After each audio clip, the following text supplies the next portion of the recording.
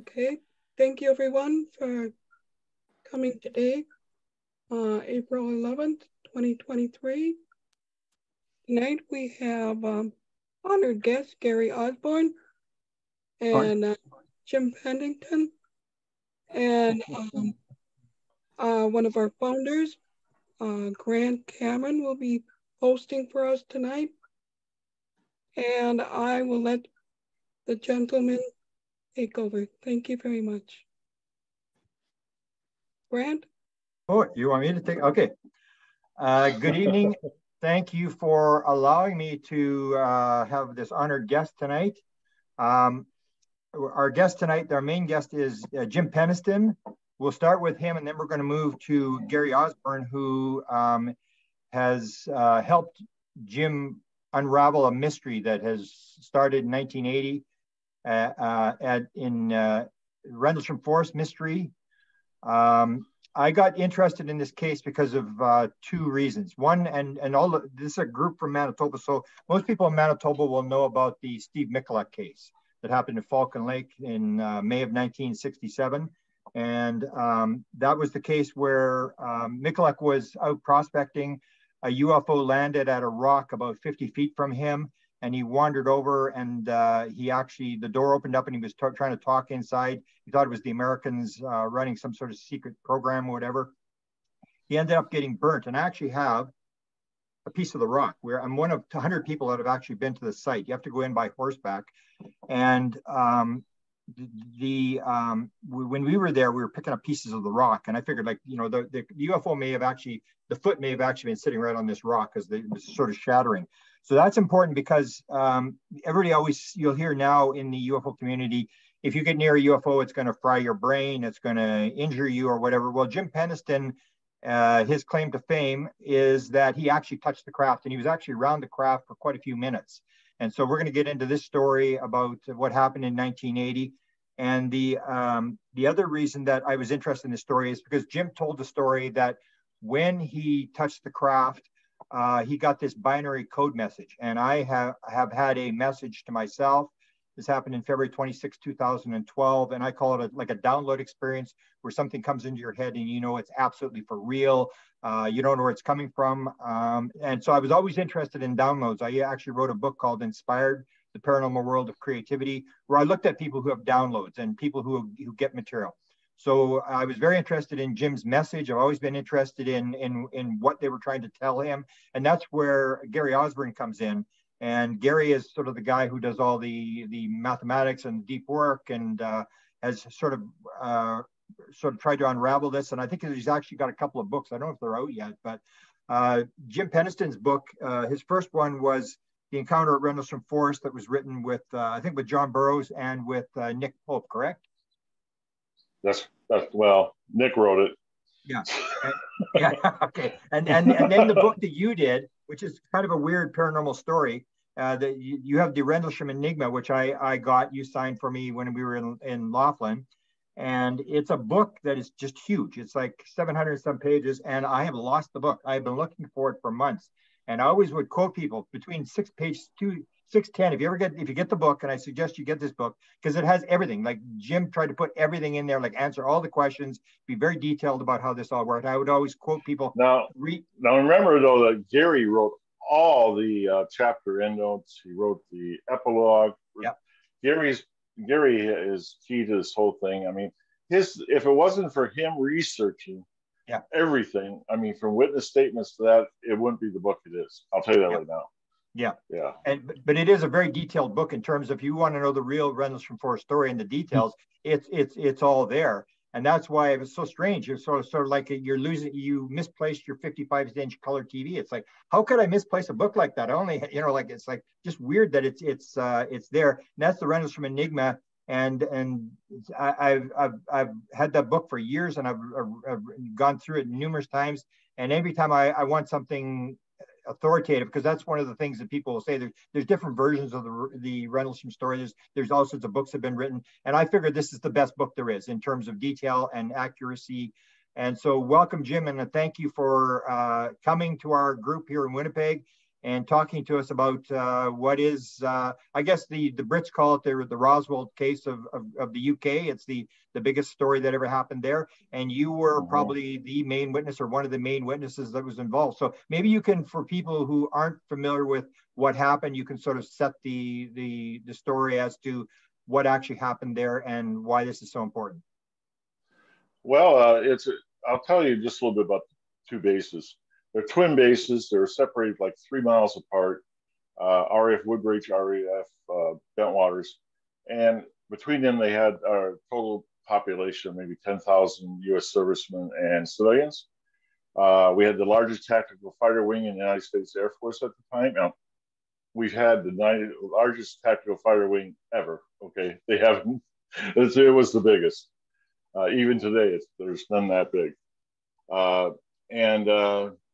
I was working as a flight sergeant over on Woodbridge Base that night, and I was dispatched to the East Gate.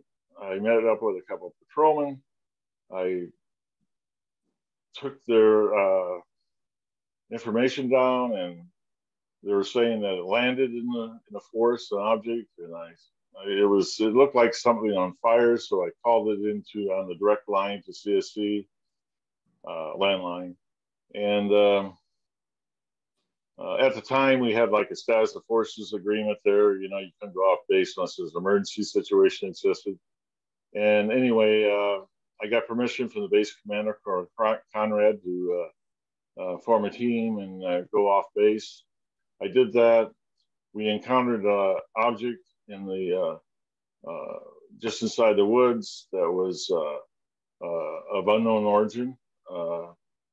And so initially it was the aircraft crash we were looking at. I changed my security response option to a helping hand situation, which meant a possible hostile threat, with the base. And that is when I started to go and investigate the actual craft itself. I walked around it a few times. I checked it for all the stuff it's supposed to have, if it flew, like ailerons, intakes, exhaust, crew compartments, flaps. I mean, it didn't have none of that stuff. It was completely triangular. It was smooth to touch. It was some type of metal. I don't know what kind, but it was some type of metal. And walking around it, I did go ahead and I think the second time around is the discovery of glyphs that were on the side of the craft. I looked at the glyphs, and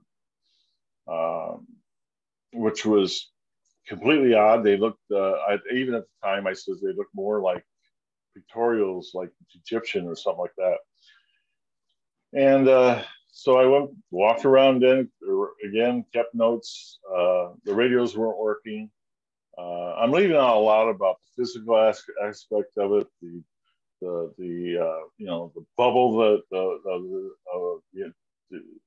the area of influence around it. I'm leaving all that stuff out just for brevity purposes here.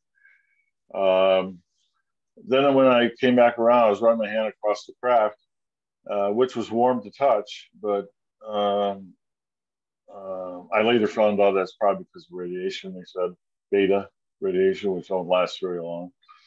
And I went from the smoothness of the fabric, and I touched the row of glyphs, and it was like touching sandpaper. And there was a larger one that was on top, which was a triangle with 3 little other circles around this big circle. And when I touched that, that's when I had a brilliant, and I'll use the word light because it was not light, and I'll tell you why. Light, it was so bright, I couldn't see when I put my hand on it. And in the process, I was seeing flashes of ones and zeros. And I started getting my wits about me. And I just lifted my hand off, and it stopped completely. And I immediately had my night vision. So everybody knows if you are blinded by brilliant white light, you would not have no night vision. So I knew it wasn't a light, but it was some type of technology that I didn't understand, amongst other things that I didn't understand far as technology too. One of the strangest things, besides that situation, was that it was set above the ground, but it wasn't with landing gear. It was like with light beam. There's three of them, and these light beams actually made impressions in the ground. So that technology is pretty incredible too. The craft started to get more active from a opaque color, dark color. It started getting little globular pieces of light start running through it. I thought I might have activated something in the craft because I touched it and with that light thing. And so I backed off, got down on the ground, and it momentarily went a little bit back through the trees. Then I went up to the canopy of the forest, made a slight turn, and it was gone in a blink of an eye, but it wasn't like it disappeared. It was just because of speed. The other patrolman that was with me, I heard him then, and he says, "There it is," and he took off. But we were in a black forest. It was completely dark now, and I don't know what he's seen. Okay, I have no idea because I couldn't see it any farther take off after it was all off the top of me. And so I chased him because of the two-person concept, the team concept. I didn't want to get separated from him. So I chased him. We went over a couple of fences, went through some fields, went to past some farmer houses, and finally he stopped. And I was pretty relieved he did that because I was exhausted. And I said, "What are you chasing?" And he points over, and he said, "Look down my arm." He said, "Look down my arm. You see it over there." I said, see what now? Because there's nothing in the sky. And I looked down his arm, and I said, and it's in a completely different direction over toward the North Sea. And I said, "That's a lighthouse." And that's how that lighthouse went in his statement. Okay. Then I momentarily were talking a little bit, and I looked up over to Capel Green area there, which is part of Rendlesham Forest, and there was the craft right above the forest again. But this time, it didn't take off at high speed. It took off at a very low speed. And my estimate, being on the ground, and believe me, it's only an estimate, but I think it was so slow, it was maybe 300 or 400 miles an hour. And it took a little while for it to go back over to the east over the sea.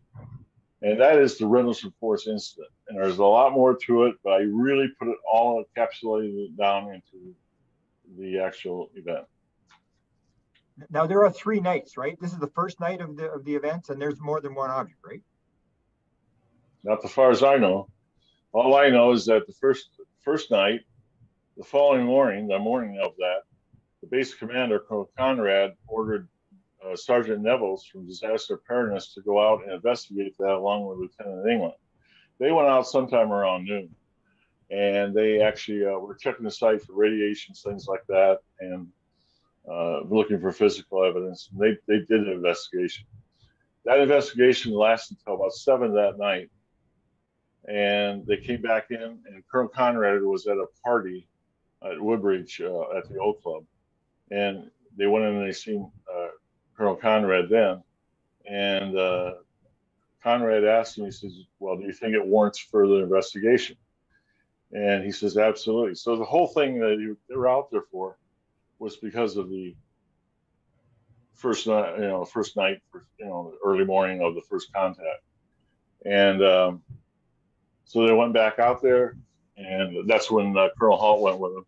And that they, as far as Monroe Neville said to me, and I'm going to go by him, they never seen no object directly over them. They seen one over, Monroe said over by the storage area.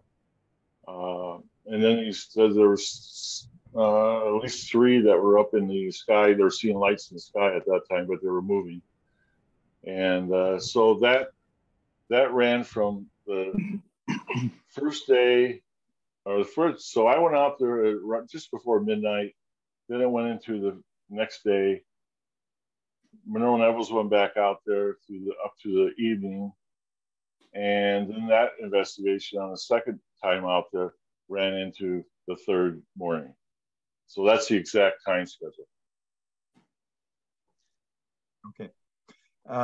So go through, what did you think, like when you came back to the base, you filed a report, and maybe get into the thing where the binary code thing comes from, and how that all started. Oh, okay. Well, that morning, I mean, I was going to write a complete incident complaint report. You know, that's a long version. You know, it can be pages of a situation that happens. The blotter entry is a short entry. It's more chronological. And so when I went to CSC, I was talking to Sergeant Coffey. I said, I need to write that 1569 up. And he says, don't worry about it. He said, I already wrote it. I said, how can you write it? And he said, well, we heard everything you said on the radio.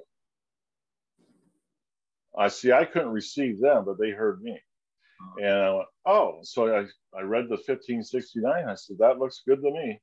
And we left it like that. And so we went back out there, and because Burroughs wanted to look at, for some reason, go back out there. I don't know why. I mean, the morning was enough for me. I mean, I didn't have to go back out there. And anyway, he looked at some stuff. He actually the one that found the impressions in the ground. Like, he was shocked that they were there. I don't know why. Then I went home. The course of the day went by, and then I'm trying to sleep that night, and I couldn't sleep. I just kept getting these flashes and stuff of these ones and zeros, and I was pretty disturbed. It must have been around midnight or something that day. And so I get up, I make a pot of coffee because I'm not going to sleep anyway. And so I'm sitting there at the table, the kitchen table, and I'm looking, I get my notebook, and I'm looking at, the stuff I drew in there and the notes and things like that. And then I closed my eyes. I could see these ones and zeros very clearly. And I said, I think I can write that stuff down. And I thought I was losing it, to be honest with you. I thought I would have to, go to the base hospital, and I was, it's because of the trauma of the incident. That's was my guess at the time. And anyway, the only paper I had was that notebook. I had it right there. So I flipped to the back, and I did it through that mind's eye thing, closed my eyes, and I started writing. And the neat thing is, after I wrote a couple lines out, I felt better. And so I was compelled to just continue writing. So I did that for about 16 pages of it. And then just as fast as it started, it stopped. And I felt great. I felt like I dodged a bullet, and I wouldn't have to go to the hospital. I felt fine. And I was tired despite the coffee I was drinking. And went to bed, and I woke up the next morning, and I said, I'm going to be all right, but there's no way I was going to show them that manic stuff that I wrote down. I mean, that was just craziness to me, how do you explain that? How would you explain something? I went and had an encounter with a craft of unknown origin. That night, I was compelled to write ones and zeros down. I wrote down like 16 pages, and then I just stopped, and I felt great. You couldn't tell anybody that, and I wasn't going to either. And so that's how the binary got put away and rediscovered through actually John Burroughs and Linda Moulton Howe. And that was years later, right? Yeah, that was at a film shoot for Ancient Aliens in 2010. Yeah, and that was just by accident, because John had asked me about a date or something like that in the notebook, and because I wrote everything down, for that week or 2 week period, and I was looking for the date, and I went too far in the back, and of course there's the ones and zeros and all that. Everybody goes, "What's that?" And I went, hey, what difference does it make 30 years later? You know? So yeah, you know, I said, well, that's a breakdown there, you know. And then Howell, she thought, you know, she's like a mad dog with fresh meat. She comes over, she goes, that's binary code. I said, oh, really? I said, yeah. I said, oh, yeah, I got pages of it. And they were just fascinated by it. And they said, well, how did it happen? I told them. And they says, well, have you ever had it analyzed? I said, no, it's probably a half hour of madness, you know? And anyway, long story short, the producers and that, I called them up, and Howell was on me called me 2 or 3 times a day. All right. It was terrible. Yeah. I mean, it was crazy. And so I was sort of forced into doing it, but I wasn't going to let her look at it. I didn't want to really. So I gave the producer from Ancient Aliens, Prometheus Entertainment, Kim, I can't remember Kim's last name now. And anyway, I gave it to her, and a few days later, she got back to me, and we did a real rude Skype. There wasn't Skype, but it was like really rudimentary. And she went through it. She says, "There's a message here." I said, "Oh, you got to be kidding me! That's really nice words. Those aren't the words I use." And I said, "Yeah." And I said, "No way." And that's when they had it deciphered. And, you know, it had the coordinates. It had some. One of the coordinates was actually, it had 7. It was actually only 6, but the 7th one was really the first one done twice on there. And so I said, well, okay, I don't really believe ancient aliens 100%. You know, can you imagine that? And yeah. And so I sent like 4 or 5, I can't remember what it was, 5, 6 pages, I can't remember, to Howell. Because she said she had connections, and she probably did. And she said she had somebody in Australia, and she had somebody in North Carolina or South Carolina, and they could decipher. I said, okay. So I sent them over to her, you know, electronically. And it was like 3 or 4 days later, she calls me, and she's like, just giddy. I said, what's going on? She says, there's a message in that code. I said, okay. I said, what does it say? And it was verbatim from what Ancient Aliens said. I went, damn, how in the hell can that be? You know? So, you know, I was in disbelief the whole code system, with the whole thing with it from 2010 on, until, I mean, and that's one of the reasons I got a hold of Gary, because I had a friend of ours, a mutual friend. I didn't know Gary, but a mutual friend of ours says, because I was having dreams about 23 and a half, which is really crazy. And she says, this person knows something about that. I said, about temperature? No. She says, I don't know. He's into that stuff. I said, okay. So we get in contact with Gary. So I talked to him about it. I end up sending him some pages, and I says, you know, work on it. We agreed that he was going to work on debunk it. I wanted to debunk it. I mean, I didn't care how, what the results were, you know, at all. They can just say it's, I don't know, madness. I don't know, whatever.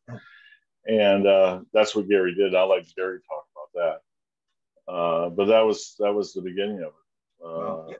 Yeah, maybe Gary, jump in and talk about how you get involved here, and what did you think when you first saw this? Had you seen this kind of stuff before in terms of people getting messages, or were you just interested in what it was showing? Well, anyone would be interested, wouldn't they, if they were sent 7 sets of coordinates? Yeah, I mean, I'll try and give you my feelings on this. You know, exactly how when I received the coordinates. Well, first of all, I received an email from Jim. And he was saying, could you make it to the conference that was being held in Woodbridge, you know, for the, was it for the 30th year? Was it 30th anniversary? Yeah, that was it, yeah. And you that's what you sent me first of all. And I said, I don't know whether I'll be able to make it because it's near Christmas and I might be visiting relatives, you know. So I put that off kind of thing. I said, well, you know, and then you said to me, look, I've got coordinates here, 7 sets of coordinates from this binary code. And I thought, well, what's the binary code? Funny thing is that I remember the newspaper, the News of the World, when it first came out in the News of the World in 1983. And I remember reading that then, and I thought that's a very interesting case. And I kind of followed it through the years. And I remember the week before you got in touch with me, you were being portrayed by an actor in a documentary on the TV. And I thought, that's an interesting guy. I'd like to talk to him.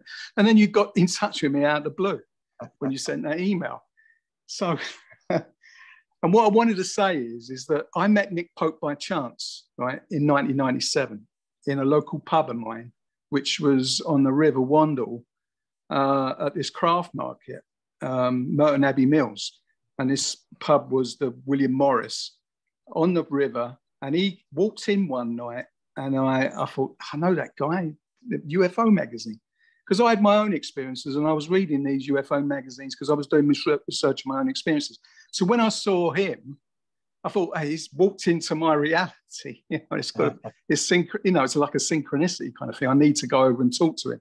So I introduced myself to him. And I didn't know that in 1997, he was actually researching the Rendlesham incident. And you never knew, did you, Jim? You never knew that I'd met Nick before. No, I didn't. And I met up with Nick a couple of times in that pub to talk about my experiences, but it kind of petered out and we went our separate ways because I don't think he realized what the experience was I was talking about. So I'm just letting you know the lead up to my work on the code. And I think this is all important because, there's been people I've met through the years that have been indirectly or directly involved in the Rendlesham incident and the code. And so, and also, Jack Safadi, the physicist, is another one that I got in touch with in 1999. But anyway, you didn't know at the time that I'd met Nick Pope. And when you sent me that email, and I think I did tell you, I think, well, I met with Nick Pope, years ago. And I didn't know then he was researching the Rendlesham incident and he was interviewing you, and then you get in touch with me. And I thought that maybe Nick Pope might have asked you to get in touch with me, but it wasn't. It was because it's mutual friends. No. So anyway, that's not the mutual friend. You're right. Nick wasn't the mutual friend. No, it was somebody else. So in the title of your email, one of your emails, I mean, it might be the second or third, you said 23, you put the title 23.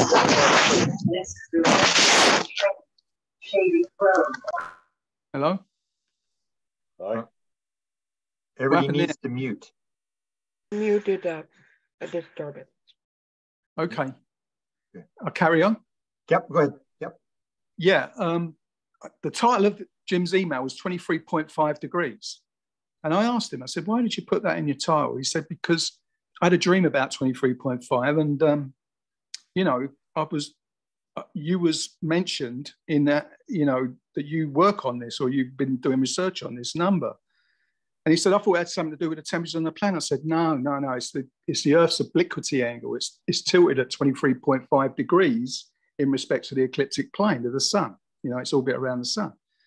And even though it's 23.43 degrees now and it's slowly decreasing, 23.5 degrees is what they use in most textbooks. It's a kind of all-round figure. So I said, no, it's about the axis, about the Earth's axis. And he said, I don't know why I've been having dreams about that then. And I said, well, that's my research. I've been working on that because I've been finding all these references to the angle, 23.5 degrees, and all these old paintings mostly from the 17th century. Now, but I won't go into all that right now, but it did happen to come up in the code from the additional information I was able to decipher from the coordinates in the code. But anyway, after that email, Jim sent me the remaining 6 sets of coordinates. The first set of coordinates was announced to the public on the Ancient Aliens episode, which was High Brazil, where it's the location of High Brazil, which is, submerged. It's an island that's submerged under the sea off the west coast of Ireland. And that was given in the Ancient Aliens episode with a decipherment of the first 5 pages of the code. So Jim sent me the remaining 6 sets of coordinates that were deciphered by Joe Luciano. And when he sent them to me, and And this was on Groundhog's Day. This was on February the 2nd when he sent me to him. It happened to be my son's birthday. But I realized there was a kind of connection with the High Brazil because the kings of Ireland, you know, the Tuatha Danann,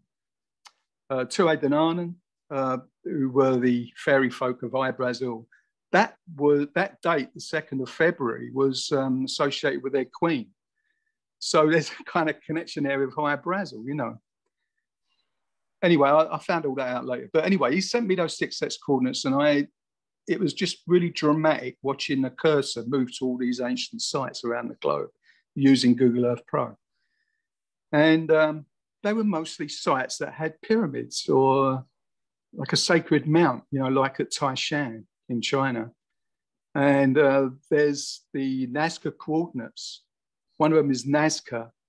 And the Nazca coordinates that were found in the code are actually inside a petroglyph of a triangle, you know, that you could sort of see as kind of like a connection to the Great Pyramid of Giza, which when Manu Safesadeh and I was working on this, because he was the one who found the triangle around the Nazca coordinates, he discovered something about it that made a connection with Giza. So all these sites, all these ancient sites had some kind of connection with ancient pyramids. We don't know about High Brazil because that's under the sea, but yeah, all these sites had a kind of connection. Anyway, I wanted to see all these coordinates all together on a flat map projection of the Earth instead of Google Earth, you know, because Google Earth, you can only see a couple of them and you have to turn around, you know, turn the globe. And I wanted to see them all together on a map projection of the Earth. And then I thought, well, I'll do what I usually do, which is the way I approach my research on the 23.5 degree stuff. I started measuring the angles between the coordinates on this flat map projection of the Earth, what you'd find in Google Maps at that time. And I found that the angle connecting Nazca to Giza was 23.5. And the angle from Giza to Caracol, which is Belize, like the Kana Pyramid in Belize, in Caracol, was 23.5 degrees as well. But it was kind of perpendicular to the other angle, you know, like a 90-degree perpendicular. And I thought, Jim's yanking my chain here, because I've already been working on this. And I thought, I wonder what this is all about. So, and then I found a 51-degree angle, which you would recognize as being the side angle of the Great Pyramid from Nazca to High Brazil, or High Brazil. Mm-hmm. And then I realized what these coordinates were doing when they were drawing up a 2-dimensional image, like a triangle image of the Great Pyramid of Giza, aligned to the Greenwich Meridian and the equator, you know, with its internal chambers as well. It's pointing to its internal chambers that we know of, and it's pointing to a third one. So I thought that was quite cool, you know, and I had a word with my co-author at the time, Scott Crichton, and he said, don't touch it. I said, it's all.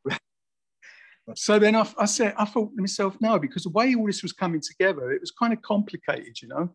And I don't think Jim would have the patience to actually sit down and work all this out. No. You know, a lot of people were saying that he must have hoaxed the code, and it was just, no, that was. And as time went on, and I've been working on this now for 12 years, I've now come to the conclusion that no, he never hoaxed it. He couldn't have done. He just hasn't got the patience to sit down and do this stuff. And the other thing is he hasn't lived and breathed this stuff like I have, you know. And the things I already knew, the things I was already researching, I think prepared me for my work on the code. And there's stuff that Jim would have known about, you know, especially about Giza, because Giza is a very special part of the code. It's a very key location for the code, because it's what it's telling us about Giza, what has been built at Giza, the things that have been encoded at Giza, the mathematical properties of Giza. It's as if it's giving us those secrets now. The code is uncovering all this for us about the Giza Plateau and the monuments there. And as I was saying before we came on, Grant, that I had to wait until 2018 until I had the last part I would have needed what I'm talking about is I needed all the tools, calculators, online calculators, all reliable and accurate data, especially mapping data of Giza, which only became available in 2018 for me to decipher the code properly. So we're talking about a code that originated in 1980, and I had to wait until 2018 until I had all the tools I need, all the programs I need to be able to decipher it. And that in itself is phenomenal. You know, so it's a time sensitive, it's a temporal anomaly. The code is a temporal anomaly. It's telling us things that only come up later in the future, or you have to use these programs that you'd need in the future to be able to decipher it. So they're making you work it out, and I think maybe Jim can comment on this. What you guys thought as it sort of unraveled, because I'm sure that Jim was going like, "What are you talking about?" Like it's just, I guess more. You remember I got you in with Jimmy Blanchette, who started the same sort of thing with the angles and how everything seemed to link. But you had to go through all this work to get to it. It's not like they give you land on the White House lawn and give you a speech and tell you what's going on. Right. They make you work for years and years and years to figure this thing out. Yeah, it's before Jim says, "Oh, I want to talk," you know, there's the book, by the way. There's the large symbol that Jim touched, and he had to download a binary. You know. And yeah, it is a big book. And I want to thank Jim for, you know, mentioning my work on this research I put into it. I mean, it did take 4 to 5 years. You got more books coming? Yeah, I'm working on them now. As I said, I think the last time we spoke, Grant, I did say that I have got another book, 2 books that I'm working on in tandem. And I hope to get the second book out this year. In fact, no, that's got to come out this year. And then a third book maybe next year. That all has to do with this, what you learned. The findings of the code. There's so much information that was encapsulated in just those 7 sets of coordinates. Exactly. That it's enough material there to fill 3 books. Yeah, it just gets more complex as you move along, right? Yeah, and it's very difficult for me to try to explain the findings of the code and describe what I found. You really have to follow up on what I've done myself to actually really, really appreciate the mathematics of it. It's meticulous mathematics. And you mentioned Jimmy Blanchette. I've been working with him, and he's found things in the Rendlesham code himself, you know, so which is very important, you know, because he's an independent researcher. He's also looking at and he's finding things with the code. And what I want to say is that the jewel in the crown for me, which is what I say is the jewel in the crown of message authentication, is this fine structure constant number. Okay. And of course, the fine structure constant, you don't really have to know about what the fine structure constant is, but it's the nuclear forces of electron, you know, a proton. It's the ratio of the square, the charge of an electron divided by Planck's constant and speed of light. But you don't need to know that. All you need to know is the 12-digit number that the physicists have determined in 2018. And then you find that the code uses the Giza plateau and a special latitude running through Giza that generates that 12-digit number that came up in 2018. Mm-hmm. And there's no way anyone could have known that or predicted it. To me, that proves, it's the way the code authenticates itself. That's the way it does that. It authenticates itself. All the other stuff that's come out of the code, all the other information that emerges from it, it needed to provide proof of its, you know, it needed to authenticate itself first before you could take all the other stuff seriously. So that's how it authenticates itself.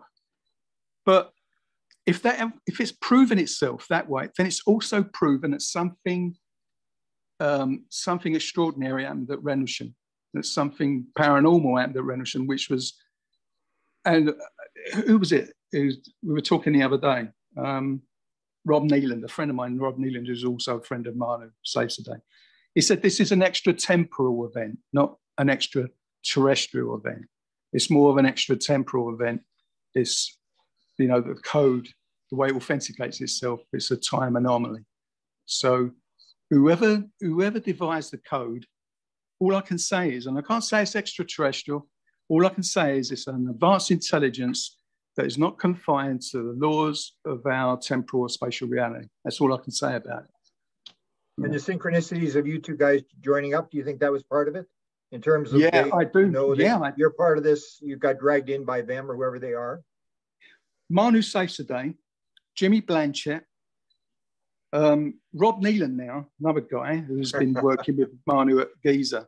But it's like what comes out of the code, it also kind of relates to their work as well, their research work. What is pointing to the Sphinx, and it's pointing to the pyramid of the pyramid of Unas at Saqqara, which Manu's been working on with the pyramid text with Rob Nealon. And what I'm saying is that the code from 1980 is predicting all these things in the future. It seems like right now, what has emerged from the code has meaning with what's going on right now at Giza with the Sphinx, where it's pointing to the Azores in the Atlantic. That's just one theme, you know. And as you know, the Azores has always been like, you know, a contender for the original site of Atlantis, you know. So there's this connection with the Sphinx and the Azores, and it's all connected by the code that's come out of the code. So it's just phenomenal.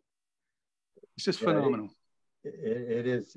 Jim, you talked to, maybe you can sort of elaborate a little bit on, you got some briefings, there was some stuff where they were sort of messing around with people. What do you think they knew when this happened? When like intelligence, whoever it was, did they realize the significance of this right from the word go, that this was something where they had to separate people and, you know, talk to people and do this kind of stuff? What do you think they knew? Because now we know it's a big story, but. Well, apparently so, because when I went to the after I retired from the Air Force, I went out and I was having difficulty sleeping at night. I was only getting 2.5, maybe 3 hours sleep a night. So you know what that can do to you. It's terrible. And especially long term. So I went to my medical doctor and she said, I can give you drugs for that. And I said, I don't want drugs. I said, the job I have, you know, I can't have, I can't be impaired. And she said, well, would you consider going to a psychiatrist? I said, yeah, anything so I can sleep at night. And sure enough, I went there for about a month, I don't know, once a week. And then the psychiatrist, she said, you know, I'd like to try hypnosis on you. There's something in your past that is really disturbing for you. And I said, okay. And I got a little worried. I was thinking, oh, geez, I hope I wasn't abused as a kid or something. You know, I was thinking that kind of stuff. And yeah, really, it was just like wild stuff. And anyway, at the time, she kept notes. Her notes was an 8mm Super 8. That's how she took the notes. And so she filmed it. And so the first session, to tell you the truth, I came out of it and man, I felt great. I mean, I felt relaxed. I felt refreshed. I thought it was great. But then I looked over at the doctor and she's got her jaw on the table. And I said, what's the matter? And she goes, we're going to have another session. I said, what for? And she said, we're going to have to talk about Woodbridge. I went, oh. And anyway, during the course of this stuff, we did do the second one too, but during the course of this, there was a block put in I would jump from the craft, the OSI, back to the craft. Why down the OSI building? It didn't make no sense. And it turns out she did break through the block that was put in. And the only thing they blocked was the binary code. That was it. Nothing else. Wow. It was the binary code. And the thing is, like I told Gary and other people, the Achilles heel for the government is they never knew I had a notebook and I wrote it down. That's the Achilles heel. But they knew you had the code. They knew you had gotten a code, right? Is that right? Yeah, can I just... Yeah, but based on the hypnosis, why would they put a block in for the code if they didn't know it? But that's why I said yes, they knew about the code. Mm-hmm. That's something I noticed was good, is that you took notes all the time. You had notebooks all the time. You were recording stuff as part of your job. Yeah, Grant, I am a note-taking fool. Yeah. When I was in the Air Force, I kept daily journals for full 20 years plus. And I was at Bentwater's Woodbridge from July of 1980 to August of '84, and I kept notes every day. Whatever happened at work, I have it recorded, and that stuff also helped in writing the Rendlesham Enigma. Because I look at one of my journals and I go, oh, I'm meeting with the base commander or the wing commander or something. I go, oh yeah, I remember that. I would recall it. That's why that book is so accurate. And what did they do? How did they do the block? Because there's all these stories about the drugging and all this kind of stuff. What do you recall as to what they were doing? And how many times did you get briefed? And were you actually moved? Were you separated from the other people in the event? Oh yeah. Everything's always individual. I'll tell you what, the doctor, she gave me her. This would never happen today. She gave me her notes, the 2 tapes that she took of those hypnosis. I have them, and so in there it shows me receiving, a drug injection, and that there was in there. That's all shows it in there, and that also created a lot of the direct dialogue that was between me and another patrolman or something like that, because it was very detailed. And they did do that. I'll tell you, they didn't just do it to me. I mean, if you get enough different stories coming out, then all of a sudden it's manageable for the intelligence service. It's manageable for them to have different stories out there and for containment. And I'll tell you what, it was me and another guy, Desta. We were over by law enforcement desk about a week later, and we were running the burros, and he's all panicking. I said, "What's wrong?" He said, "I got to go down to the OSI building." I said, "Well, okay." I said, "You go down there, you tell them everything. Tell them everything. Don't hold nothing back." Okay? He said, "I will." I said, "You tell them everything, it'll go away." I actually believed that. I actually believed it was going to go away. That's what they said. They said it was going to go away. And he said, "Okay." So, and I put that in the book too, because he went from knowing everything I did when we were getting debriefed at the base and wing commander's office to he can't remember anything. So, wow. His block is just, this whole thing's taken out, I guess. Can I interject? Yeah, jump on in, Gary. Yeah, I just need to eject to this point because Jim gave me the video of the hypnosis session, and I transcribed it all, transcribed everything.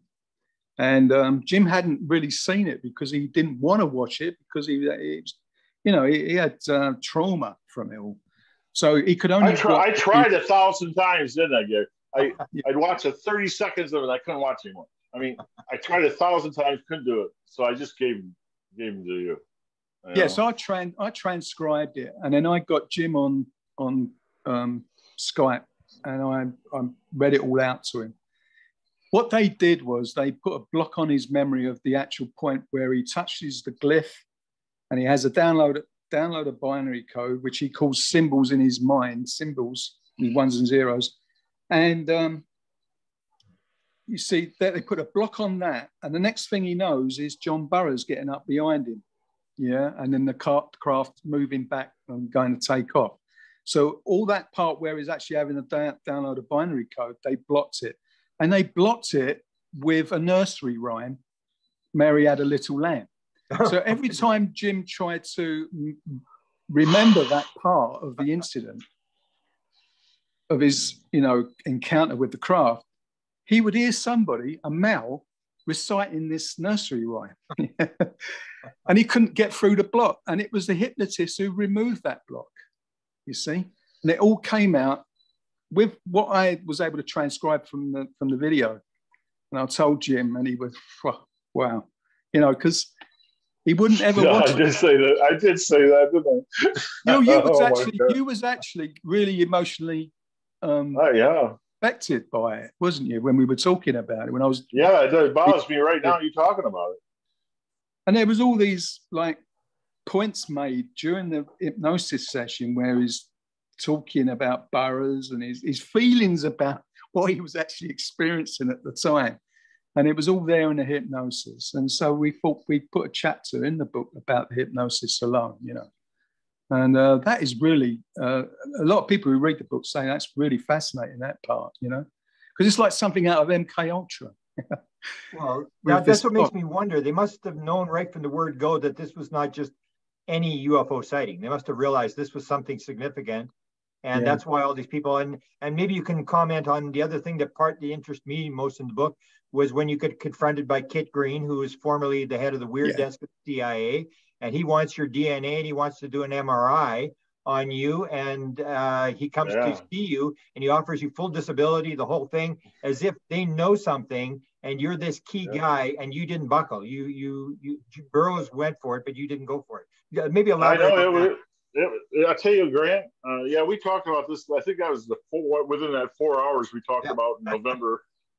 I tell you, anyway, Burroughs had met Green out in Green and that guy that's on TV all now. I guess the Gary, what's his name? The scientist from Los Angeles. Nolan. Gary Nolan. Oh, I know. You're talking about Gary Nolan. Gary Nolan, yeah. So he met with him, and our attorney was with him, and this is out in Arizona.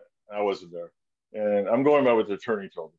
And he says, I left the room, and John, he come back in, he had his shirt off, was ready to give blood and everything else. He says, "Whoa, time out!" He goes with Nolan. He goes, "Time out! No way!" He stopped it there. So they wanted, according to Green, they were doing the research because of the closest that we were at the craft. And apparently there's 50 other people. That's his terms. I'm using what he's told me. And that they've been researching, and apparently there's some way for it to block stuff. And if the farther out you are, you're more. If you believe in fairies, you're going to see a fairy. If you believe in aliens, you're going to see an alien. I mean, this is the kind of stuff, that. But the closer you get, it will be less intense, which doesn't make sense what he's saying, because you think you get closer to an object, it'll be stronger. And he says, we think that when you talk about the bubble, the sphere of influence, that 15 feet in there around the craft, once you got in there, time distortion was going on, he says, and everything else, but you were seeing the craft for what it was. He says there was no projection coming out, no cloaking, nothing like that. You've seen it for what it was. And he says, that's what we want to go ahead and investigate. And so he wanted to set up a meeting, and it's in the Rockford Collection chapter of the book. And he wanted to set up a meeting in Rockford, Illinois, is what we agreed on. That's not far from where I live. And I said, well, I'm not going to see him alone. I said, I want my attorney to. And so, well, we ever hear of ex-CIA? Come on, yeah. And so Pat, my attorney from Jackson, Mississippi, he flew up. He paid for it. He paid for his trip up there and all that. And it was a 2-day meeting. And we sat down with him, and that's when he's telling me all this stuff about, he believes that, well, this is a lot of stuff there. He said that he believed that this phenomena, he called it. I said, the craft? He goes, yes. He goes, we believe it leaves a signature in your mind, in your brain, that you can find out from an MRI. What kind of signature? He says, yeah, I was like, what the hell is he talking about? And he says, a signature that, that only close contact will record. He says, it's been in other cases. I says, well, why don't you get a hold of them? He said, well, they're no longer alive. I'm like, whoa, that's not good, I really, he said, they're all dead except for me and Burroughs. And oh, well, this is the story he told anyway.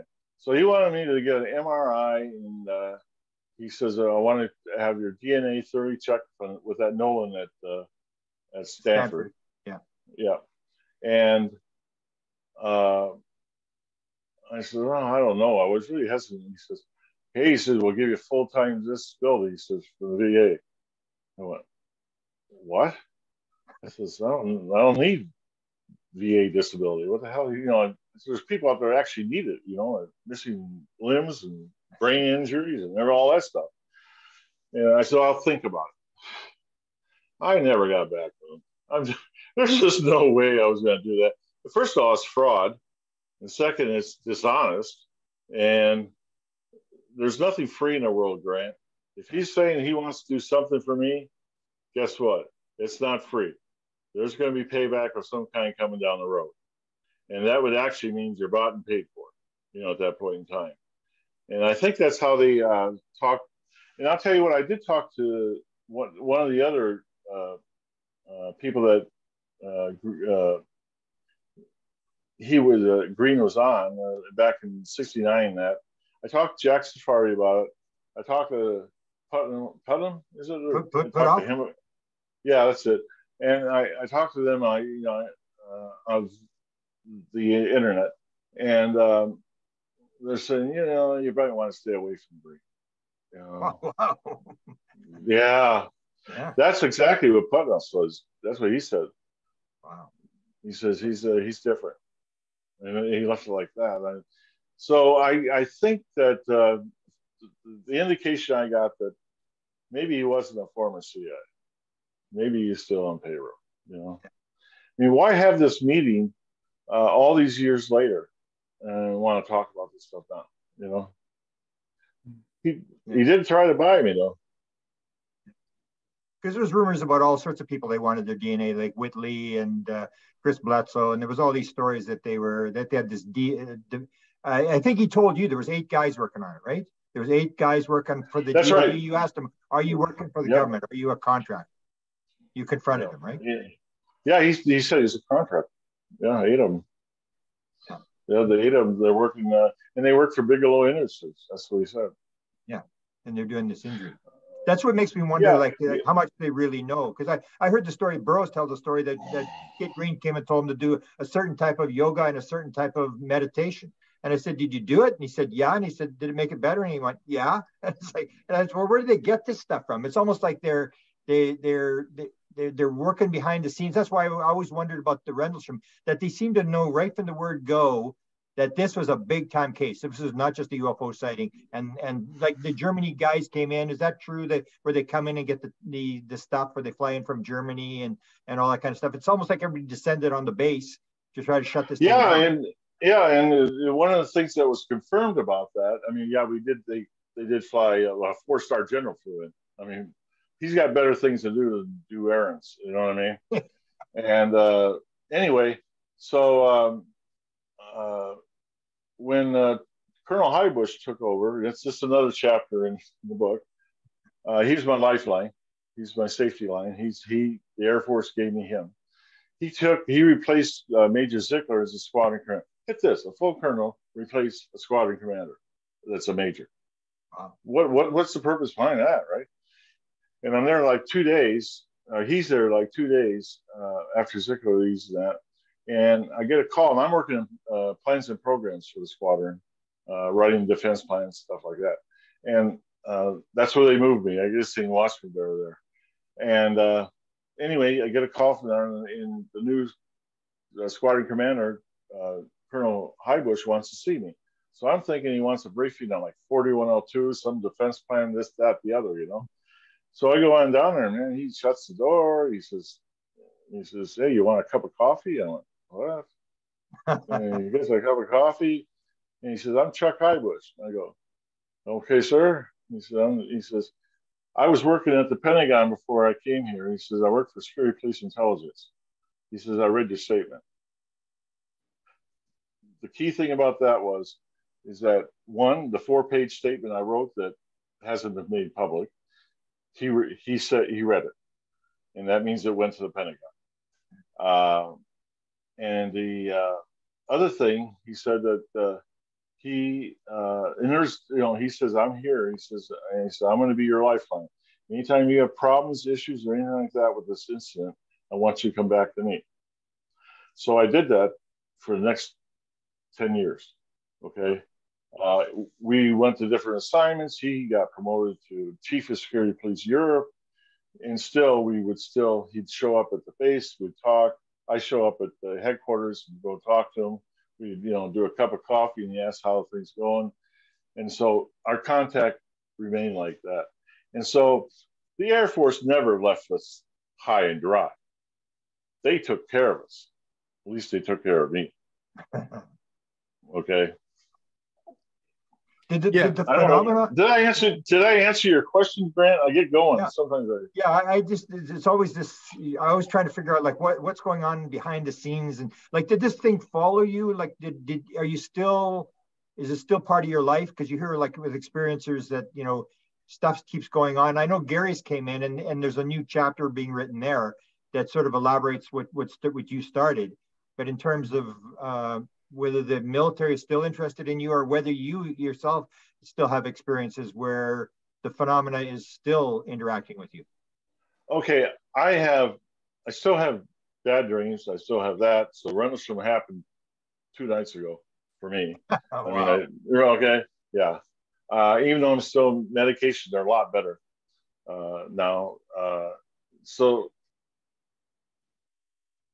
I haven't had, you're talking about like a UFO contact or something like that? Well, yeah, but usually, like, I mean, that there's, it's sort of like it's never sort of leaves you. I mean, you're talking about the stress, which is part of it, or the psychological aspect, but in terms of, because you seem to be a main guy. I mean, if they gave you this main message that is now sort of unraveling, you can see that the government, like Kit Green comes back to you like 30 years later, and he's talking to you, which he seems to know you're important, and whether the phenomena has sort of followed you, because people will talk about having not major experiences, but whether they seem to be part of something bigger than themselves. Well, I'm definitely think that's the case with the code for sure. Yeah. But no, I don't. I haven't had no recurring contact or anything like that. But in some of these dreams are pretty graphic. I mean, so they're manageable, but to say that I'm having contact or something like that. One of the stories I'd heard, and it may have come through Burroughs or somebody, was this thing where they were using guys like you to bait the thing, that to bring it in, whether you could bring this thing in, because there's the old idea they can't bring it in. So I mean, they would look at you or somebody who's had contact and say, "Can you bring it in for us so we can interact with it," or whatever they want to do with it. Well, that'd be pure fantasy if he said that. That's a fantasy thought, because I know nothing that.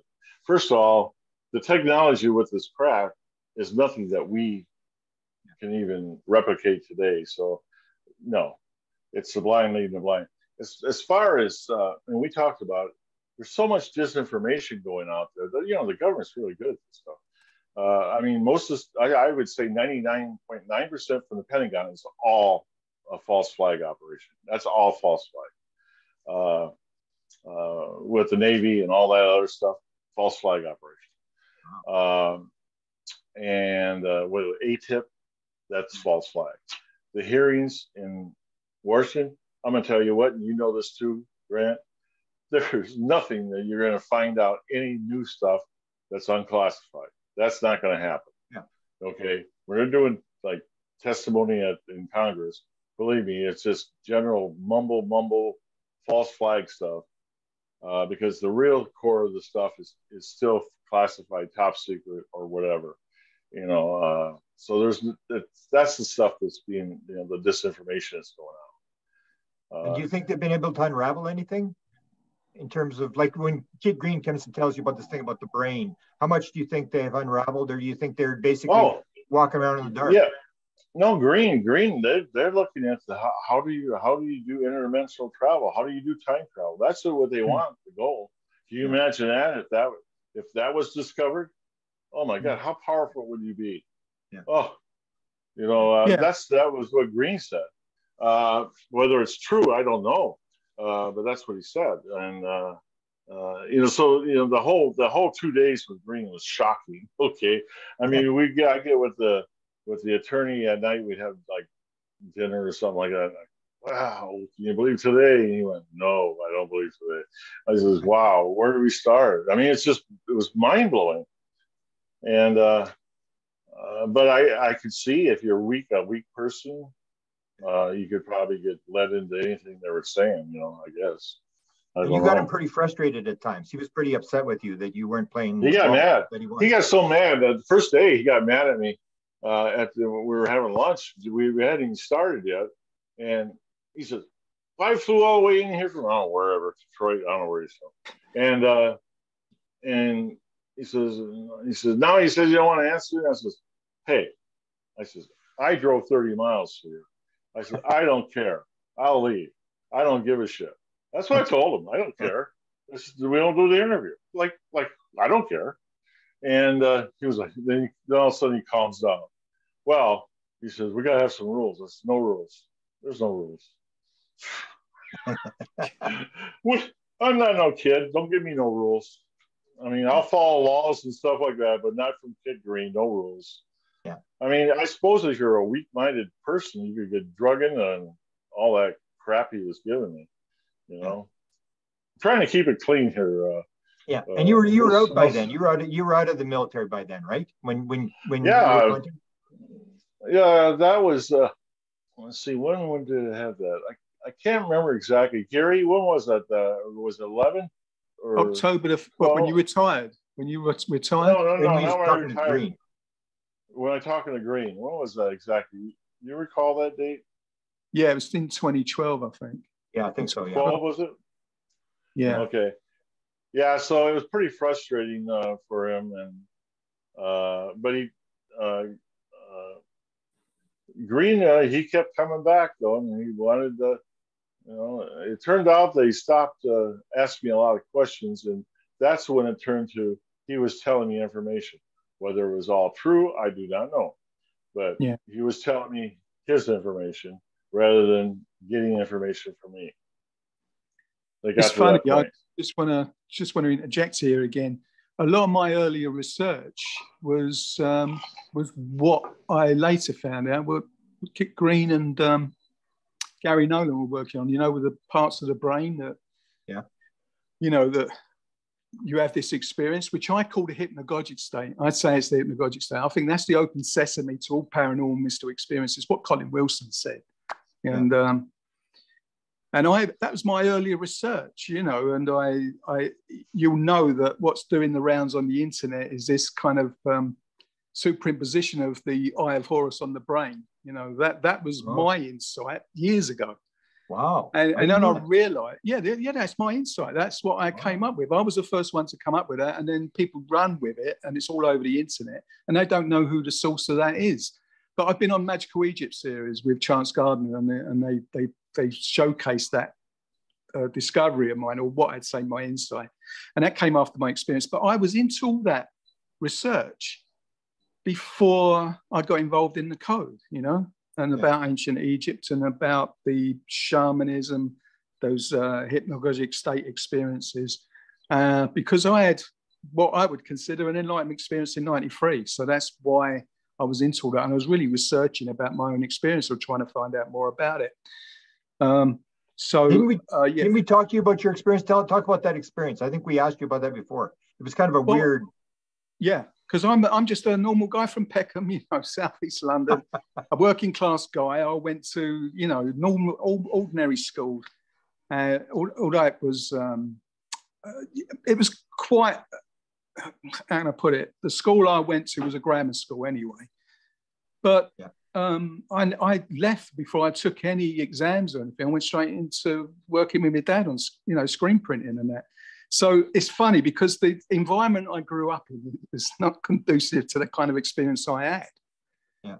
And what I later found out was because of what I experienced, what the symptoms of the experience I experienced was to do with Kundalini awakening. Yeah. Okay. But I was totally ignorant about all that before. And I had no prior instruction or knowledge of that whatsoever. It just happened spontaneously to me. And it was because I was messing around with the hypnagogic state, trying to stay awake at the point where you fall asleep, you know, so you're awake and asleep at the same time. And I think that is the state of consciousness you're in when you have all these paranormal mystical experiences. See? And that would be what Jenny Randles calls the Oz factor, you know? So, and I think that's what's conducive to a lot of these experiences. So I was into all that research about that. And that's how I got in touch with Chance Gardner, who does the Magical Egypt series, because I was finding things in the symbolism of ancient Egypt, which kind of pointed to that experience, you know. And then there was the connection with the Hindu Vedas, you know, and their diagrams and iconography of the Kundalini. And I'm sure that kind of related. I think Egypt had their own symbolism associated with that. See, and that's what I was doing. I was working on that. So yeah, all the stuff that I kind of realized later on that what Kit Green was into and Gary Nolan, and what they were looking at, these sections of the brain to do with the thalamus, the optic thalamus in the brain, which is what I would consider to be the third eye, the real third eye, because there's like three kind of components of the third eye: the pineal gland, the pituitary, and the thalamus in the center. And I was writing about that, and that's what in one of the first books I wrote, or the two first books I wrote, which was the Serpent Grail and the Shining Ones. And even Ancient Aliens took that about the thalamus, and they used what I'd written word for word in my book, but never credited me with it, about the thalamus on an Ancient Aliens episode.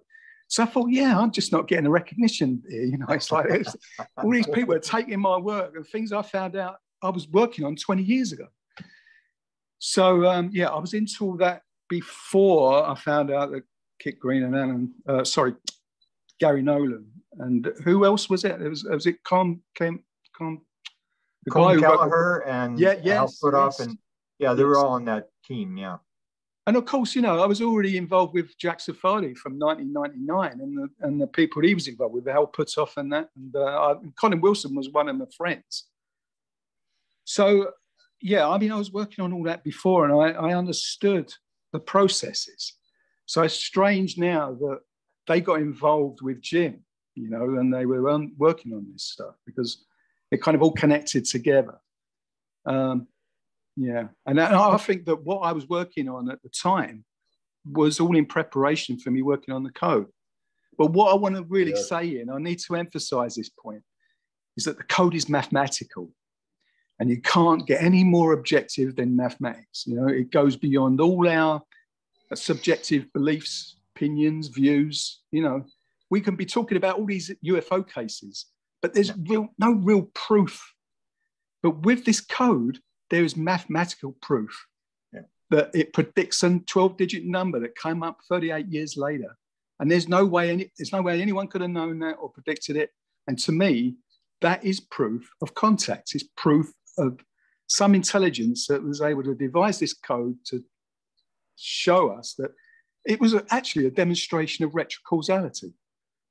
You know, the information was being sent back to the past that has an effect on the present, which was at that time in 2018, and probably has an effect on the future.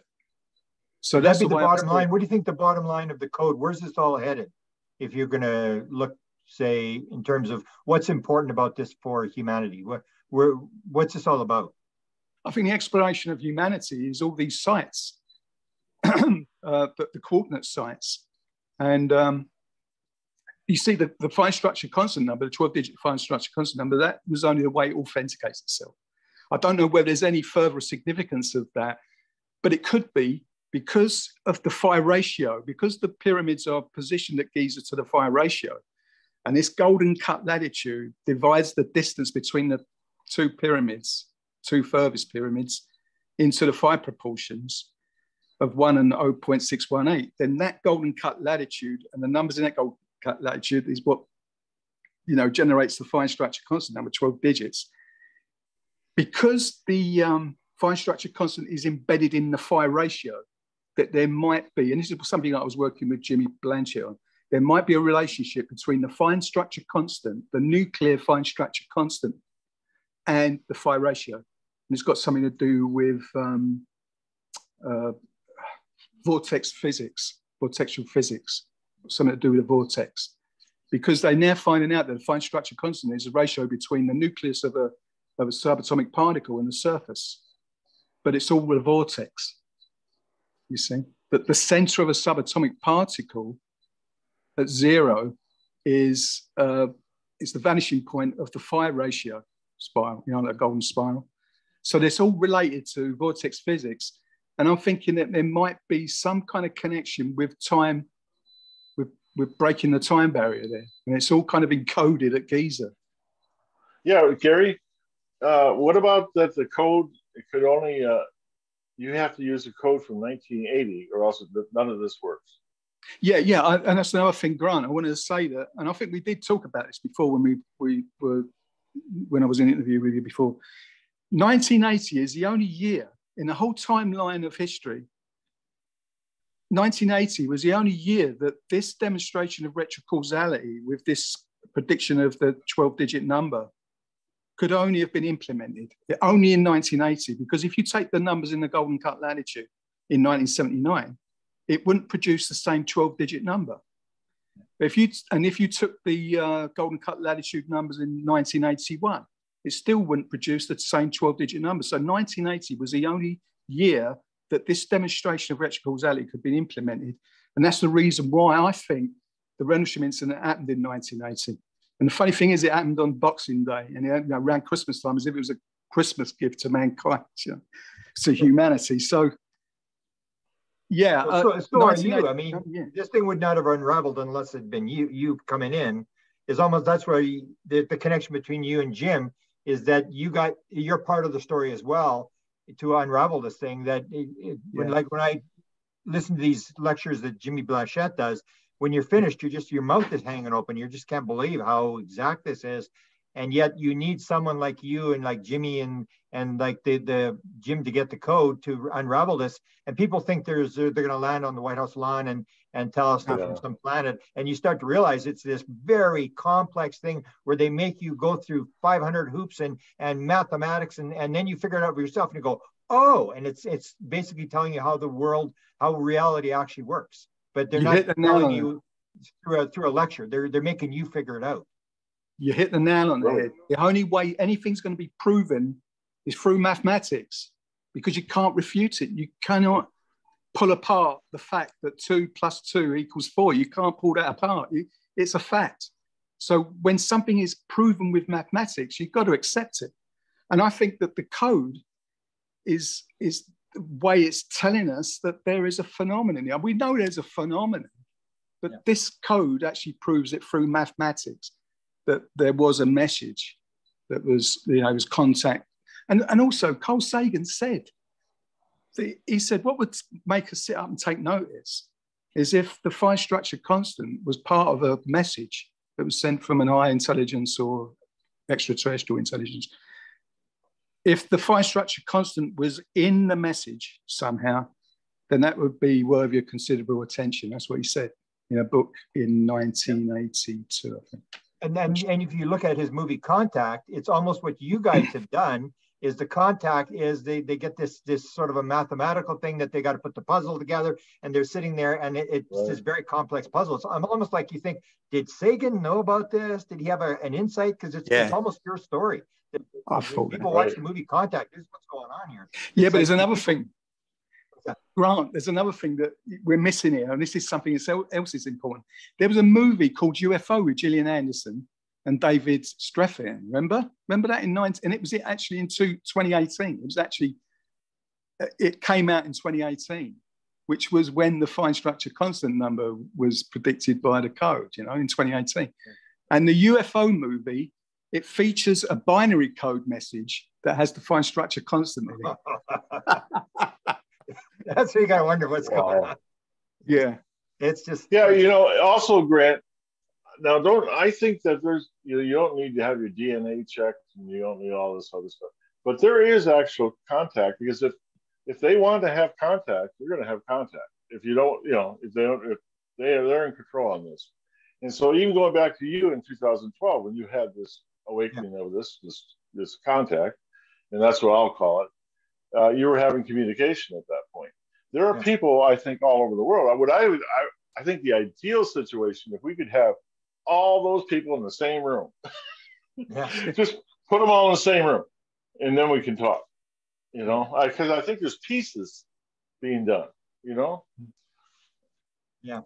Because there's other things, like, I don't know if you, like, when I saw the DNA, I don't know if you know the story of Tim Taylor, who is the guy in American Cosmic. He's the guy at NASA who he said that DNA is the antenna, that's how communications take place with DNA. And there are actually antennas that are shaped like DNA molecules that for deep space transmission and stuff like that. And then you start to going like, wow, maybe these guys know something. That's why when I heard they went after the DNA, it may not be, well, like, why do you need someone's DNA? And it may be that it's all programmed in the DNA, and the DNA is not what we think it is. Wow. It's much more complex than we think. I accept that, Grant. Yeah, that's actually what I was talking about when I talking about the brain and the antenna. They're calling it the antenna. You know, that's why I was able to. Yeah, in fact, Mark, you're on here. You can jump in. He told you that. Mark Olson, are you still here?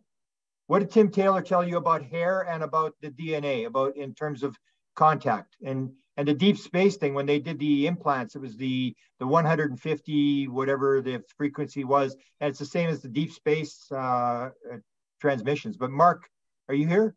Yeah, I am. I'm right here. Okay, tell us what Tim said about the DNA. Tim said NASA designed all their antennas in replica of DNA.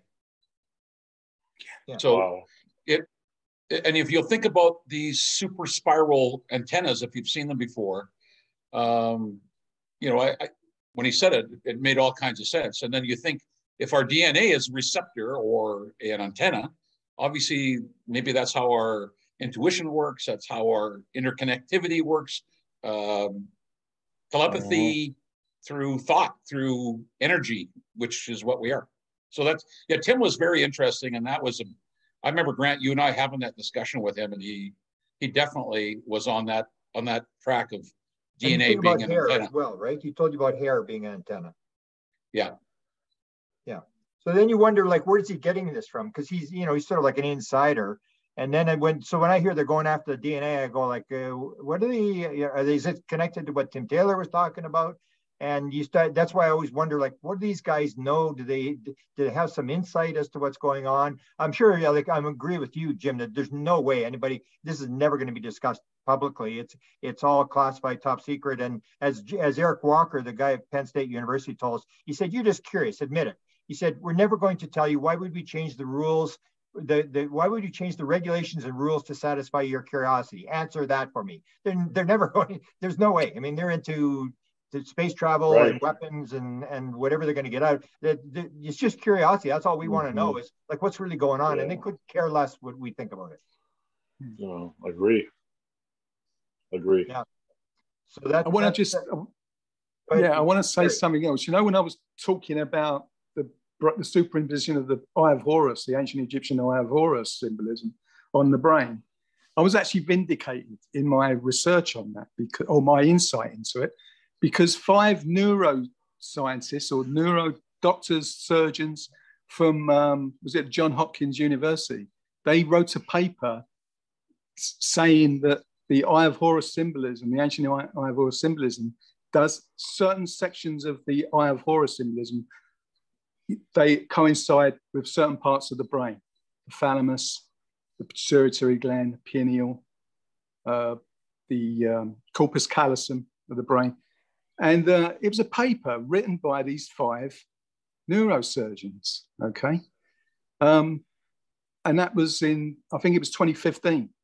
But I had actually come to the insight of that back in 2001. So what I'm saying is, it's kind of vindication if they actually think this has merit, that this superimposition of the Eye of Horus symbolism with the brain has merit. You know, and this is something that Chance Gardner and I were kind of really, you know. Let me ask one more question, and then we can maybe go to questions, because a lot of people are asking questions. In terms of, would you agree with me that the intelligence, what they're doing is it's coming from the bottom up?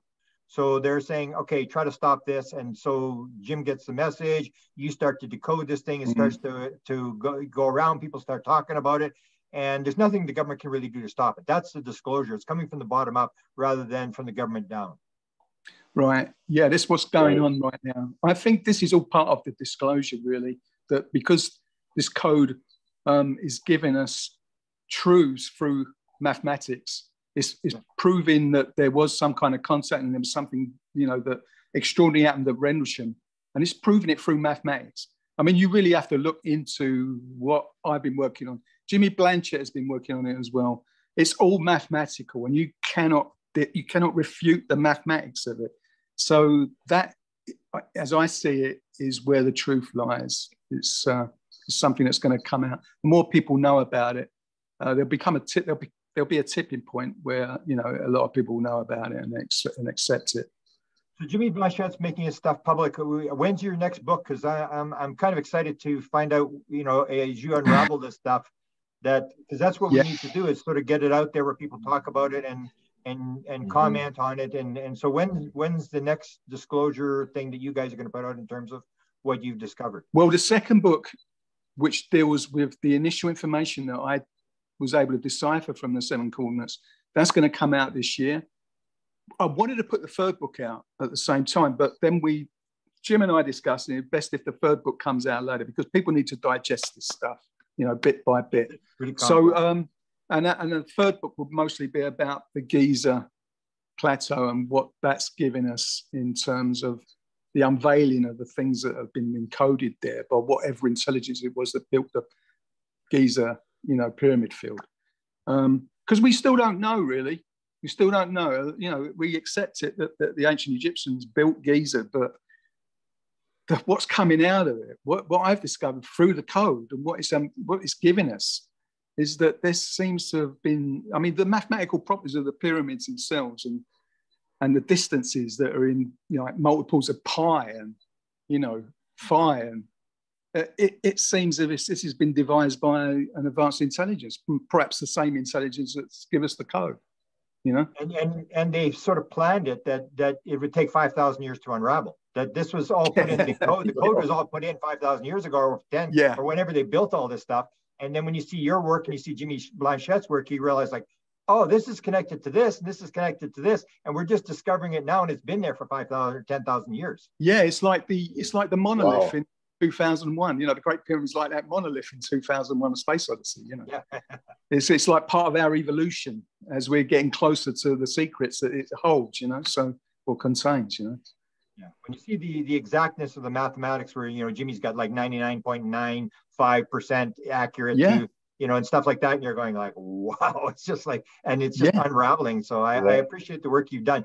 Mitzi, let's go to questions. Have you got some people that have some questions? I know one asked about the dreams. Somebody wanted to know if you give a little more detail about the dreams that you have. Well. Are they regular dreams? Are we talking like all the time, or is it just sort of? One of the things is I never do an interview or anything like that in December. I don't do anything in January either. I try to avoid that stuff because it just like brings it all back. Oh yeah. Well, you know, it could be very mundane stuff. I mean, it could be like what I was doing that night, you know, and you know, the course of, you know, my memory, what was going on. But then there's you know, one of the things that I experienced out there that night in that sphere of influence was I had this range of emotions. I do describe it in a book, but it doesn't describe it as good as I want it to, because it was just all over the place. It went from awe to fear to every emotion you could possibly have. They were just flying all over the place. And then sometimes those really terrifying thoughts and moments will come, you know, while I'm sleeping, you know, and I'll dream of those.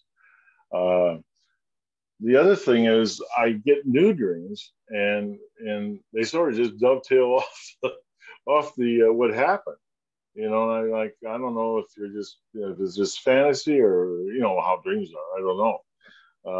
But for them, I was trying to think. The last time I woke up in bed, sitting up, sweating, was probably around New Year's. That was the last time. Did I dream about this a couple of days ago? Yeah. it just materializes every once in a while, and I am on medication that will help me. It's an alpha blocker or a beta blocker, I'm not sure. It'll block dreaming, or make it softer, so you don't get those nightmares and that. And I mean, it is part of the PTSD, I guess, with the situation. Okay, there's a question here about aliens, and I don't think at any point aliens has come up in terms of what you think this is. You didn't. There's nothing on that. It's not in 43 years. Not in 43 years, it hasn't. Yeah. So, and let me ask this question. I mean, you've gone through this situation where you've gone for regression and medication and stuff like that. A lot of people, this started as an experiencer group where people came through. And one of the questions they want to ask at Ohio is how do you deal with people who have the PTSD in terms of this? So what kind of advice can you give people who are in the situation you were in 1980 in terms of what can help and what you can do? Seek professional help. I mean, professional. Don't go with these UFO people that go on these lecture circuits and they want to hypnotize you. They're suggestive anyway. They're going to do nothing but run. That's what you need to do. Run from them, because those people are doing you absolutely no good at all. They can put information in your head and that. So stay away from those quacks. They're quacks. Okay. They're not. If they go in, like my doctor and my psychiatrist at the time, they did not. They had nothing to do with UFOs. That wasn't, and I didn't even go in there for that. I went in there for a sleep disorder, which is totally different. I would suggest maybe the back door is better. Maybe to have people go in and say you're having a sleep disorder, maybe, and go from there. But stick with professionals. I'm talking about medical doctors and psychiatrists and that, people that actually went to school for it. Okay, don't be doing these quacks at UFO events or something that want to do something or have a podcast. So stay away from those people. Do they advise you to record your dreams? Do you record your dreams or write them down? Oh, when I was seeing the psychiatrist on that, I had to keep a log. Yeah, I kept a log, and I even went as far as I had a voice activated one, because sometimes I talk in my sleep. So I had a voice activated tape recorder. I used that, but for most part, that was I couldn't really get any information out of it. Yeah, but they told me to take notes, and I did do that for that. I don't do it now. I mean, it's pointless, I think, to take notes. I don't know. I mean, at this point, I don't know. But you've been a note taker in terms of all your whole life. I am a note taker. Would you do it again? If you had to do it again, would you go through this again? No, absolutely not. No way. No way. No way in this God's green earth I would go through this again. No way. No. Wow. You know what? I spent about like 10 seconds deciding whether I was going to work the Christmas schedule. They asked me, or the New Year schedule, and I said I'll work the Christmas schedule. I took 10 seconds on that decision. It's probably the worst decision I probably ever made in my life. Wow. I do think, though, and I'm not special. I'm just another guy that was working, but I think I handled it differently than most people involved with this type of phenomenon. They are easily led, and they love their 15 minutes of fame and all that kind of stuff. And they're, I mean, let's face it, after the incident, I never even talked about it for the remaining time in the Air Force. I was under orders, but I didn't talk about it. And even my family didn't know. My family back home, or they didn't know nothing about it except for that stupid unsolved mystery show that came out. Otherwise, they wouldn't have known. So I kept quiet for another 11 years after that. Yes, I think it was a form of artificial intelligence.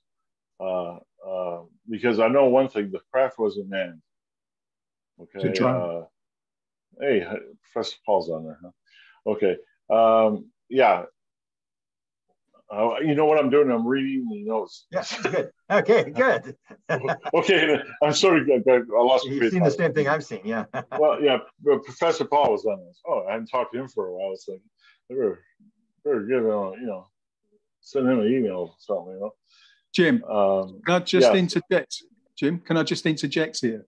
Absolutely.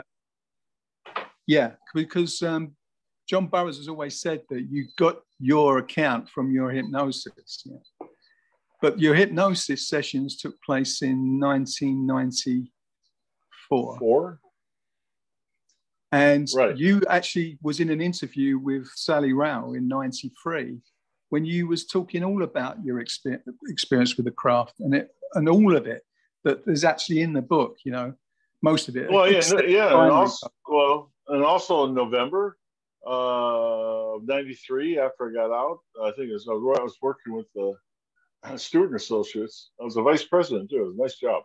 And I spoke at the Pilots Association. I think that was actually the first time I talked. Well, it was 18 days after you retired, wasn't it? Because you retired on October the 31st, 1993, and then you did that 18 days later. And yeah, because I remember all the dates. But what I want to say is, John Burroughs saying that all he saw was lights, and he said that he never saw you walk around the craft. But you sent out a helping hand, an urgent message, helping hand message. You remember? Right, exactly. Because there was talk about the helping hands. Well, just describe what a helping hand is.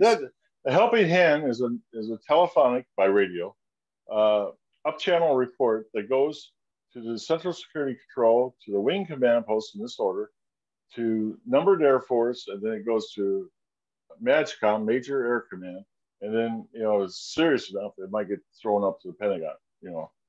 And so that's what I initiated that because there was a threat. That was it wasn't an aircraft downing, so it was a possible threat because I didn't know what that was. So, and it shouldn't be there. Okay, I knew that much, and so that's why the helping hand situation went up. And why don't you explain a little bit about how that helping hand was known at the Pentagon? Yeah, it's an exclusive. In Europe. Yeah, it's an exclusive for you, Grant. And I don't know whether you know about this because we have mentioned it in other interviews. Well, only one interview we mentioned it. After the book came out, Tech Sergeant Mark Cartier got in touch with Jim, and he said, I was at Hellinikon Air Base in Greece at that time, and it was on the 26th of December 1980 that it came over, like an urgent kind of message came over that just like left everyone in awe, and then saying that there was a UFO, a bogey that was sighted over Rendlesham Forest, a Bentwaters base, and this must have been initiated by Jim's helping hand report. It was. And did you know that what is significant about this is that it went from DEFCON 4 to DEFCON 2. Is that right, Jim? Yeah, certain places in Europe went to DEFCON 2. Yeah, that's according to Mark Cartier. Just one away from total war. Yeah. Wow. Now that's not been known before because James Cartier came forward after the book came out and said, "Yeah, I experienced that," and he wrote a statement. Yeah, he worked just let's give you a little background on him. He worked at a central comm center for Europe, U.S. Air Force's Europe, in Greece, and he has a top secret clearance. He did all that stuff, and this was a flash override or a Joprib Jiffy or one of those down channel alerting orders that would cause that. And I mean, there was a lot of commotion going on in that communication center at that time, and including his boss, and they even checked with their commander. I mean, they got this information out right away. But to initiate a DEFCON chain of any kind is like huge. I mean, it's big. So that's some of the things that's happened with the Rendlesham New England book. We do get credible people from different areas that were working. Right now, we know for a fact that Rendlesham was known at the time and at the Pentagon in the United States, on that continent, the United States. It was known in Greece, and then it was sent out as a down channel report to different bases within Europe. I mean, of the situation, I mean, through a DEFCON change. And so it's not just England. I mean, we're talking, Europe, and then we're talking the United States. So there's a lot of people in the know at the time. It wasn't just like, oh, they're just investigating an aircraft down. There's more to it than that, way more. And all that was because of your encounter, Jim.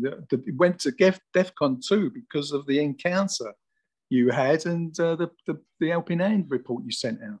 Yeah, but the Helping Hand also helped me out there because it kept me focused. I was running my checklist. I was pretty panicked out there. I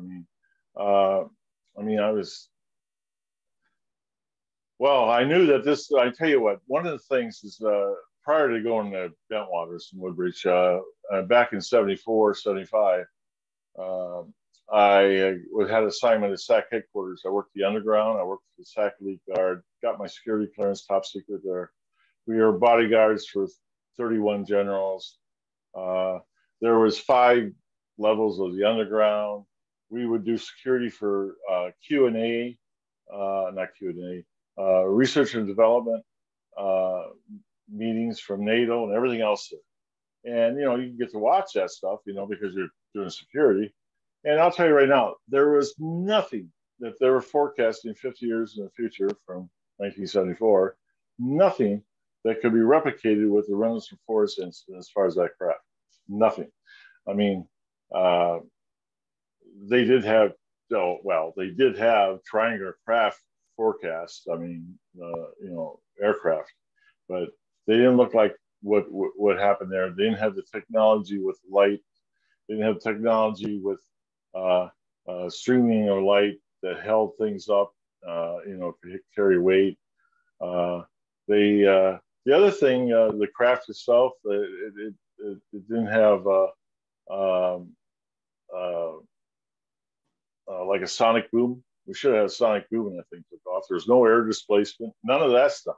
I mean, all stuff that you got to have with aircraft even today. So there's that wasn't there. And I think that's part of knowing that stuff.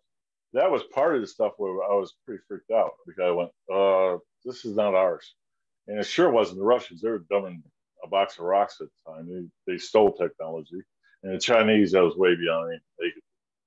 So, it's just like, wow, this is not ours. It's somebody's, but it's not ours. And that's why I give it it didn't have a nomenclature on it. So I said, it's a craft of unknown origin. And I'll tell you what, I never lied about it. I mean, that's the most, that was the best way I knew how to say what it was without using trigger words like UFO or stuff like that. It wasn't a UFO anyway, it was landed. That's the other thing. It landed and it took off. I mean, oh my God, it was on the ground 45 minutes. And come on, there's a lot of stuff to this. And it was a mass sighting. I mean, I didn't see the landing, but, the guys working at Bentwaters, they seen the landing in the forest. They seen the bubble of light over it. They're telling me all this afterwards. I didn't see that. But it's a mass sighting. And there's civilians, too, that seen it. They're coming home from parties or whatever it was because it was around Christmas. I talked to some of those folks. But it definitely was a mass sighting. So I don't know how many. I could guess maybe, who knows, the amount of people have seen that. Because I just don't know the number for people who are off base in that. On base, it was probably around, anywhere from 60 to 100. I don't really know. Any reason why Bentwaters? I was just doing stuff, and I don't know if you want to get into the nuke thing. I was just doing a thing with a B-52 coming into Minot in 1967, and the thing's on the ground. They tell it to do a flyby over top of it again. And then when they land, they find out that it took a cover off of one of the nukes a 20-ton cover and flipped it off onto the side. And you see all this stuff where they seem to, 1960, 75, when Travis was taken. Every night that Travis was taken, there was a UFO over a nuke at Malmstrom or at Loring. And so if you got any thoughts on why they're coming to Rendlesham or why they're interested in nukes? Well, one is it's on the coordinates. I mean, that is done on the same level of the coordinates. Yeah, that's right. But the other thing is, I think 25 or 30 miles north, we have Sizewell, huge nuclear plant. I mean, it's one of the biggest in the UK. And then, of course, we had weapons in storage that were nuclear, but they were like for F4s. They couldn't be used anyway, but they were there. A-10s don't carry nukes. They can't get away fast enough after they drop them. You know what I mean? You got to get the hell out of them. So, so is there a nuclear factor? I'm starting on the bona fide cases I know of, or the ones I believe in, because they have earmarks of Rendlesham in there. I would say that there's a high chance, I think confidence is high, that nuclear weapons or nuclear fission material is a factor somehow. I think it's high confidence. I don't know for sure, but I'm pretty sure. Beautiful. Mitzi, you got any questions, people? There's lots of people I see posting questions. Have you got some you want to throw out? Yeah, there's 6 different questions.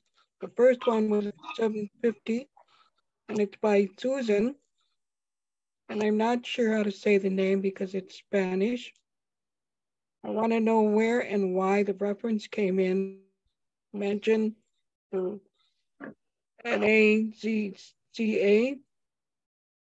And the Nazca line? I didn't catch it. The Nazca. I think they're talking about the Nazca site. Yeah. Nazca. What's the question? What was the question about it? I can read it if you want. Yeah. Okay. I want to know where and why the reference came and mentioned to Nazca. I recognize that word as it is on my T-shirt that I bought in Peru, and it is shown as Calandro NASA, along with the pictures of 2 different calendars. What is the meaning of Nazca, and why is it something you mentioned? That's Gary, you'll have to answer that. Yeah, it's a key location. It's one of the coordinates that were found in the code, and really?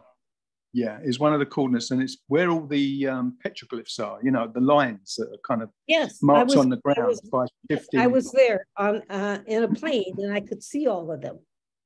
Yeah, they uncover.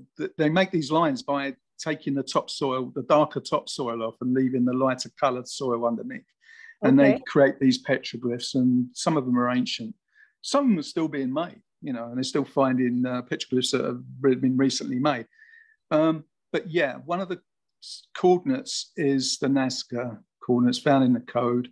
And it's significant because of the distance from the Nazca coordinates to the Giza Plateau, which is exactly 7,687 miles, which is in the public domain. So whoever devised the code knew about this number, this distance of 7,687 miles, which is already in the public domain by this guy named Stanley Mailer, a theorist. So that it would kind of, I don't know, so it would, the number distance, 7,687 miles, would prove that this was significant in the code, because it's already in the public domain. I'll get, see what's happening right now is that I have all these things coming into my mind, but I don't really want to talk about it because it's going to make it too complicated. Okay. One of the reasons why I find this very difficult to explain, because I can see how it all connects together, but when I'm trying to unravel it to explain it to people, it's very difficult, and I get lost in the details. Yes, I understand. I understand. Okay, thank you. And that is one of the things I think that we got to point out is it's not a simple thing. It's not landing on the White House lawn and reading a speech. It's very, very complex. And when you figure it out, you go, oh, because it just rings a bell. You realize there's no way this could be coincidence. All these numbers, and I've always said that's what they're making you do. They're making you work from this. Yeah, I've always said, Grant, I'm a much better writer than I am at verbalizing this. It's very difficult for me to explain it to people because it's all mathematical. I mean, people put a wall up against numbers and mathematics anyway, because we've all been intimidated at school through mathematics. A lot of us hate math. So, people, they've got to get beyond that barrier to look into this and see it for themselves, how extraordinary this is, how elegant it all connects together, Yes. And that's the thing. I showed the Jimmy Blanchette material to Josephson, who won the Nobel Prize for physics. And he said, well, I haven't got time to watch the video for 2 hours. And I said, okay. Then Jimmy gave me a 1 minute thing of the numbers and how they all fit together. And I went to him and I said, here's your 1 minute thing. And he said, oh, the guy sounds like he's crazy. And I said, well, that seems kind of strange because that's what they said. You were crazy because you believed in telepathy. This guy went, and he just disappeared. And that's the thing is a lot of people just don't want to go through the effort of the numbers because it is not that simple. It's not a simple speech that they're giving us or they're aliens from here or whatever. Exactly. It's much more complex than that. Exactly. But what I did find with the code, right, and what it is telling us is that reality itself is mathematical. Yeah. There's relationships between everything in nature. Yeah. Yeah. You've heard of ontological mathematics. I mean, it's been talked about in certain areas. And well, that's one of the things that I got from the code, that reality is mathematical. I mean, the universe is mathematical. If you didn't have math in the universe, it would fall apart. If you didn't have mathematics in the universe, you didn't have numbers in the universe, it would just fall apart. It'd be chaos. So at the very base of reality is mathematics. And we are mathematical beings. And mathematics actually proves that we are immortal because it's a mathematical certainty. Energy cannot be destroyed. It's mathematical. So, I've gone into all that as well. I've gone into all the ontological mathematics. And that's something that science, if science was to adopt ontological mathematics, instead of thinking that mathematics is just a human tool, it's a human invention, and it's just an abstract tool to work out certain things. If they was to actually realize that reality itself is made of mathematics, then there would be a paradigm shift. And there's another question just came up and it said, why the riddles? And I have a whole thing, I call it the theory of wow now. Like, why do you do a crop circle? Because everybody goes, what is that? I mean, you're sitting there and you can't let it go. You can't forget it. It's in your head and it drives you nuts. If it wasn't weird, like if cattle mutilations weren't weird, nobody would pay any attention to them. They make it really weird because they want to get your attention. They want you to think about it. That's, to me, is the riddle part. And bravo to you guys to unravel this thing. I mean, it's just incredibly complex and took you guys years to put this whole thing together. Yeah, it's taken years to discover all these. It's funny because it's like a grid of information. It's like a ball of information. It's like a grid network where one thing confirms something and that in turn is confirmed by something else. And it all works together and it's all meticulous and precise. And when you're trying to communicate it to people, you have all these things coming into your mind that you want to say and you want to talk about. Because one thing you're talking about will lead to something else and then something else. So you want to it's all kind of holistic.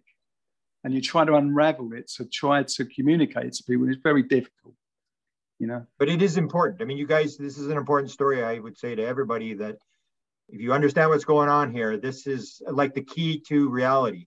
They're basically have unraveled this, and there's probably a lot of more you're going to discover yet that you haven't discovered yet from the same code. Oh yeah, sure. Because every time I find something, I'm even finding something now. There's only last week I found something that was really important. I sent it to Manu, and he said, "Yeah, that's even better than I thought."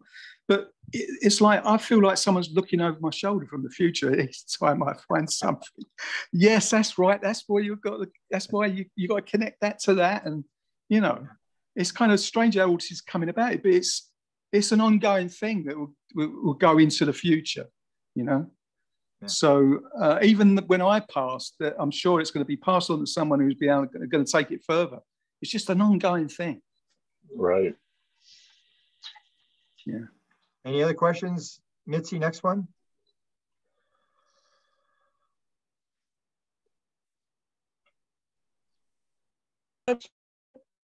Did you have a question? Okay. Professor Paul. Yes. Yeah. Hi there. Hi. How you doing?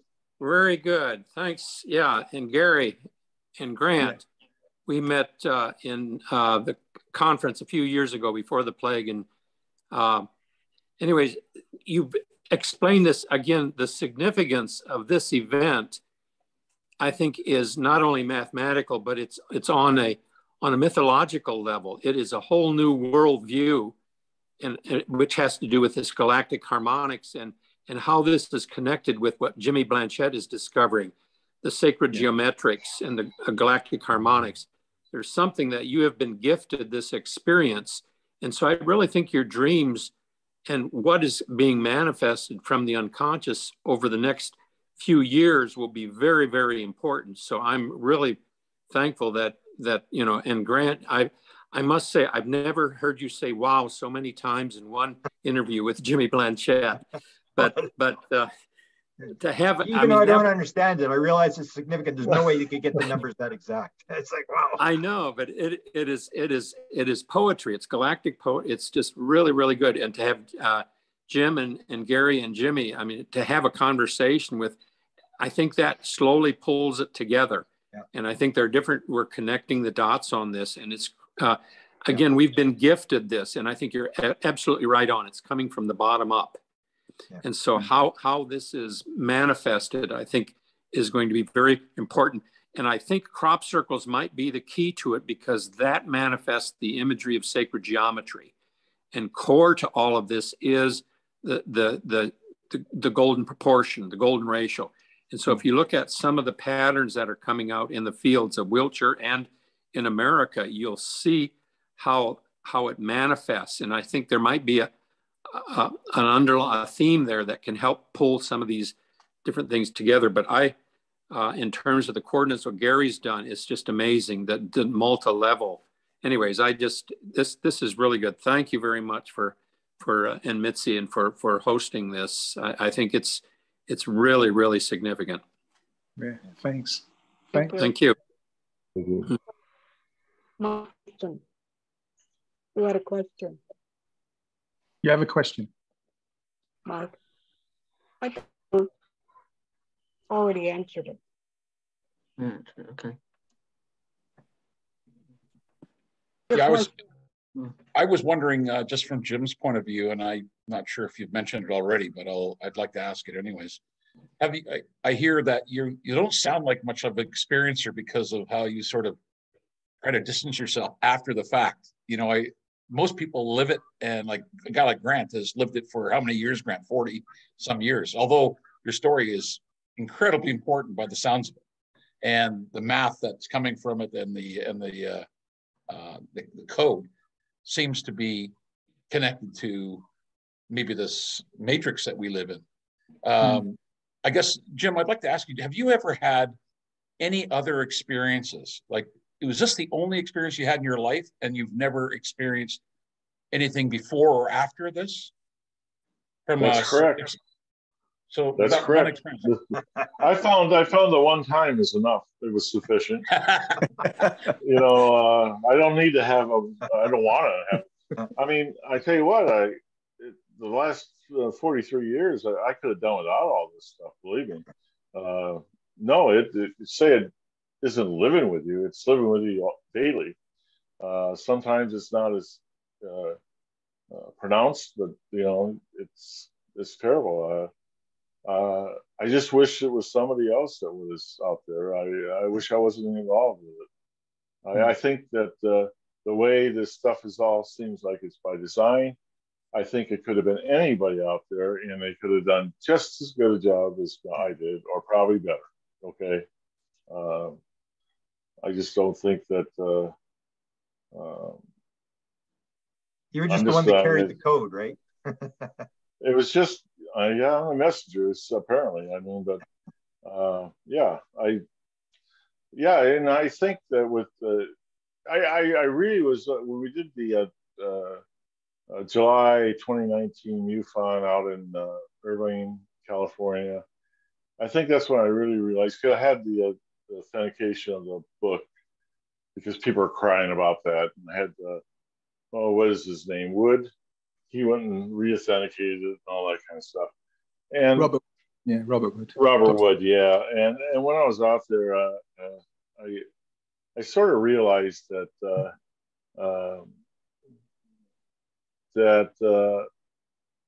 I guess I was just I just was hoping that one evening when I did the presentation, I didn't want to really be there. I hate that kind of stuff, to be honest with you. It's just I can talk in front of people, but I did that in the military. You do a security threat brief and you got 500 people out there. It's informative type stuff, but I don't really care for conferences, to be honest with you. No, you're not the kind of person who wants to bring attention to yourself, are you, Jim? I don't like it. And here I am. Here I am. That's the problem. I mean, I think it's because you're down to earth. What was that last question that came up? They're talking about you're taking notes. They picked you because you could take notes. Because I can take notes. I can. You know what though? I made every one of my guys out there carry a notebook, and they had to take notes too. Yeah, I think it's because you're a no-nonsense, down-to-earth guy. That is one of the reasons why this happened to you. You in the USAF, you can't get more down-to-earth than that. And you really haven't been public. You haven't really lectured a lot.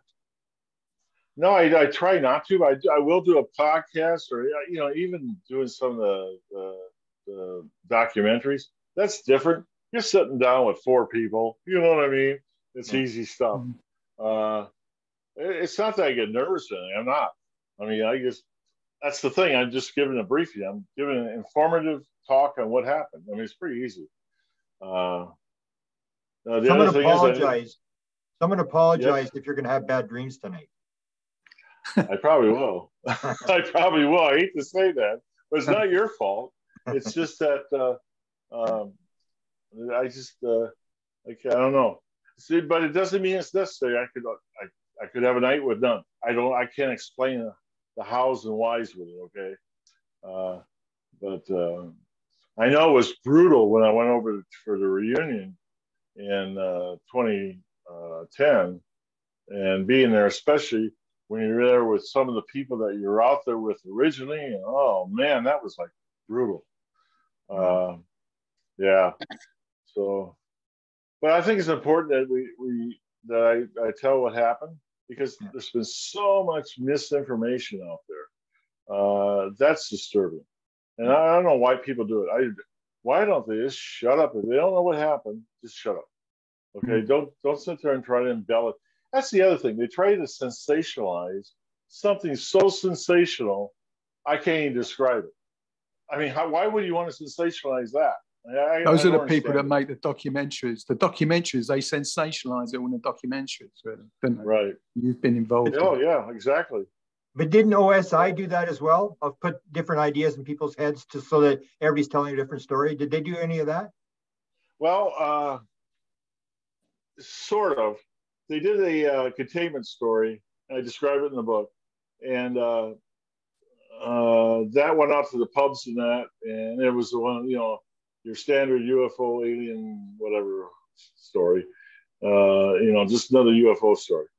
And that was a story that Warren used to hoax his involvement. Yeah. So, and that I guess that's why. That's why Hulk got a hold of me after I retired in '93. That we wanted to do a documentary, and that wasn't the way for answers. they all had their own agenda. So I went over with Hulk to England, and we did a documentary over there. And that was interesting too. It was Strange But True was the name of the documentary. And we sat down at the production meeting, and I had my notebook with me. And so we get all done with the storyboards and all that stuff. I'm like, this looks like it's going to suck. And so I get a hold of the producer afterwards. I says, hey, why don't we concentrating on some of the stuff in the notebook, about my drawings and stuff. He looked at it and he goes, "No, the storyboard's already done." He says, "Thank you anyway." I went, "Okay." And so I just never showed it again. It's crazy. Yeah, All they were worried. He wasn't really interested because all he was a guy on set who was making sure everything ran properly. So he wasn't really interested in the incident. That's right. That's right. What do you do now, Jim? You've been retired a lot of years. What do you do? How do you spend your days? I have been traveling this summer. Coming up, I have a cabin I go to up in northeastern Iowa on the Mississippi up there, and I do spend some time up there. And I've been going to reunions in the military. I got people all over the world, the United States, man. So I drive in those reunions, and I got 2 scheduled this year. One of them was with the Sac Elite Guard in Omaha. That one there, that's going to be that one's going to be in Dayton, by the way. And I got another one at Ellsworth Air Force Base coming up in September. I'll be going to that. I do write when I feel like it. I do write down. I have almost probably a half a book written. If you put it in the book, I probably got about 150 pages written. But I only once in a while I'll write it, and not often, because I don't think the world's ready for that one.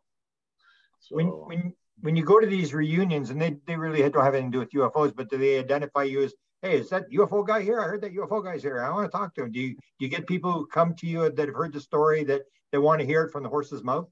Well, yeah, we're in contact, on the internet, through Facebook and stuff like that. Yeah, they already know that. I mean,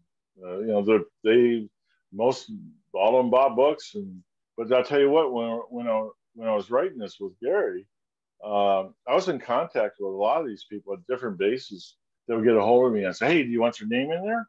I'll tell something about that, and they go, "No, no, that's okay." They didn't want their name in there. I mean, I can understand it, I guess. I mean, all the problems with people pointing their fingers at you.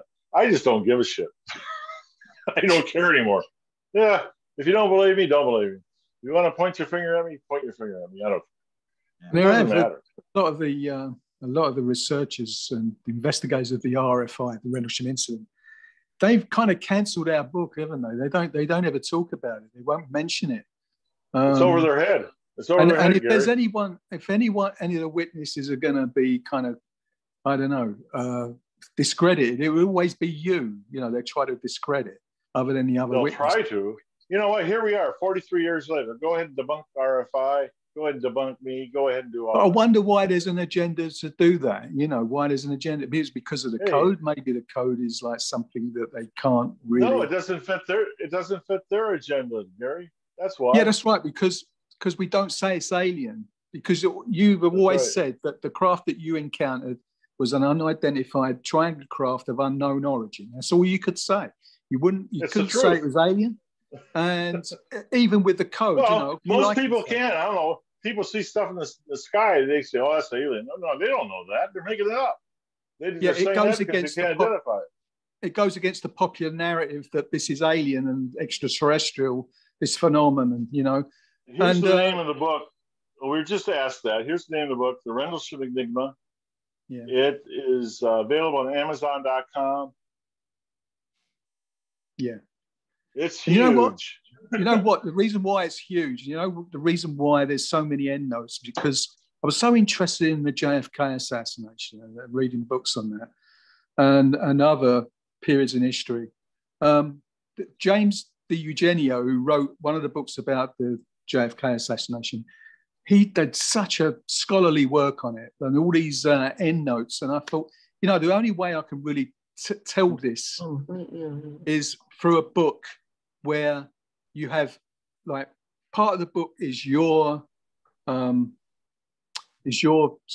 account, Jim, what you experienced and the aftermath, and the other part is all what happened around you, things that you weren't even aware of, and what other witnesses were saying, what other people had found and what they discovered and the certain events that were happening.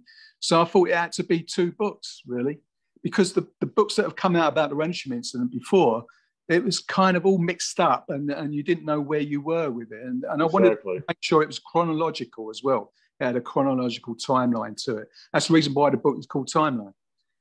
And I really got that from reading books about the JFK assassination and how those books were showing all these events, what happened in a chronological manner, you know. So that was kind of the inspiration for me writing the book the way it is. Yeah. That took you a long time to. Oh, go ahead. No, I appreciate the way you wrote the book, because a lot of people are just telling stories. It's almost like Walker said. You're just curious. Admit it. You just want a story.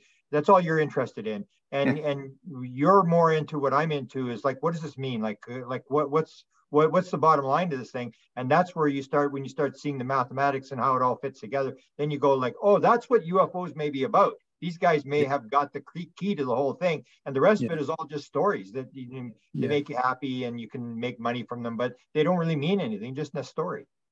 Yeah, right. Yeah, that's and also like Gary, what I liked about him from the start is he was a skeptic. I mean, he was a skeptic. I'm still am skeptical about a lot of things. Yeah.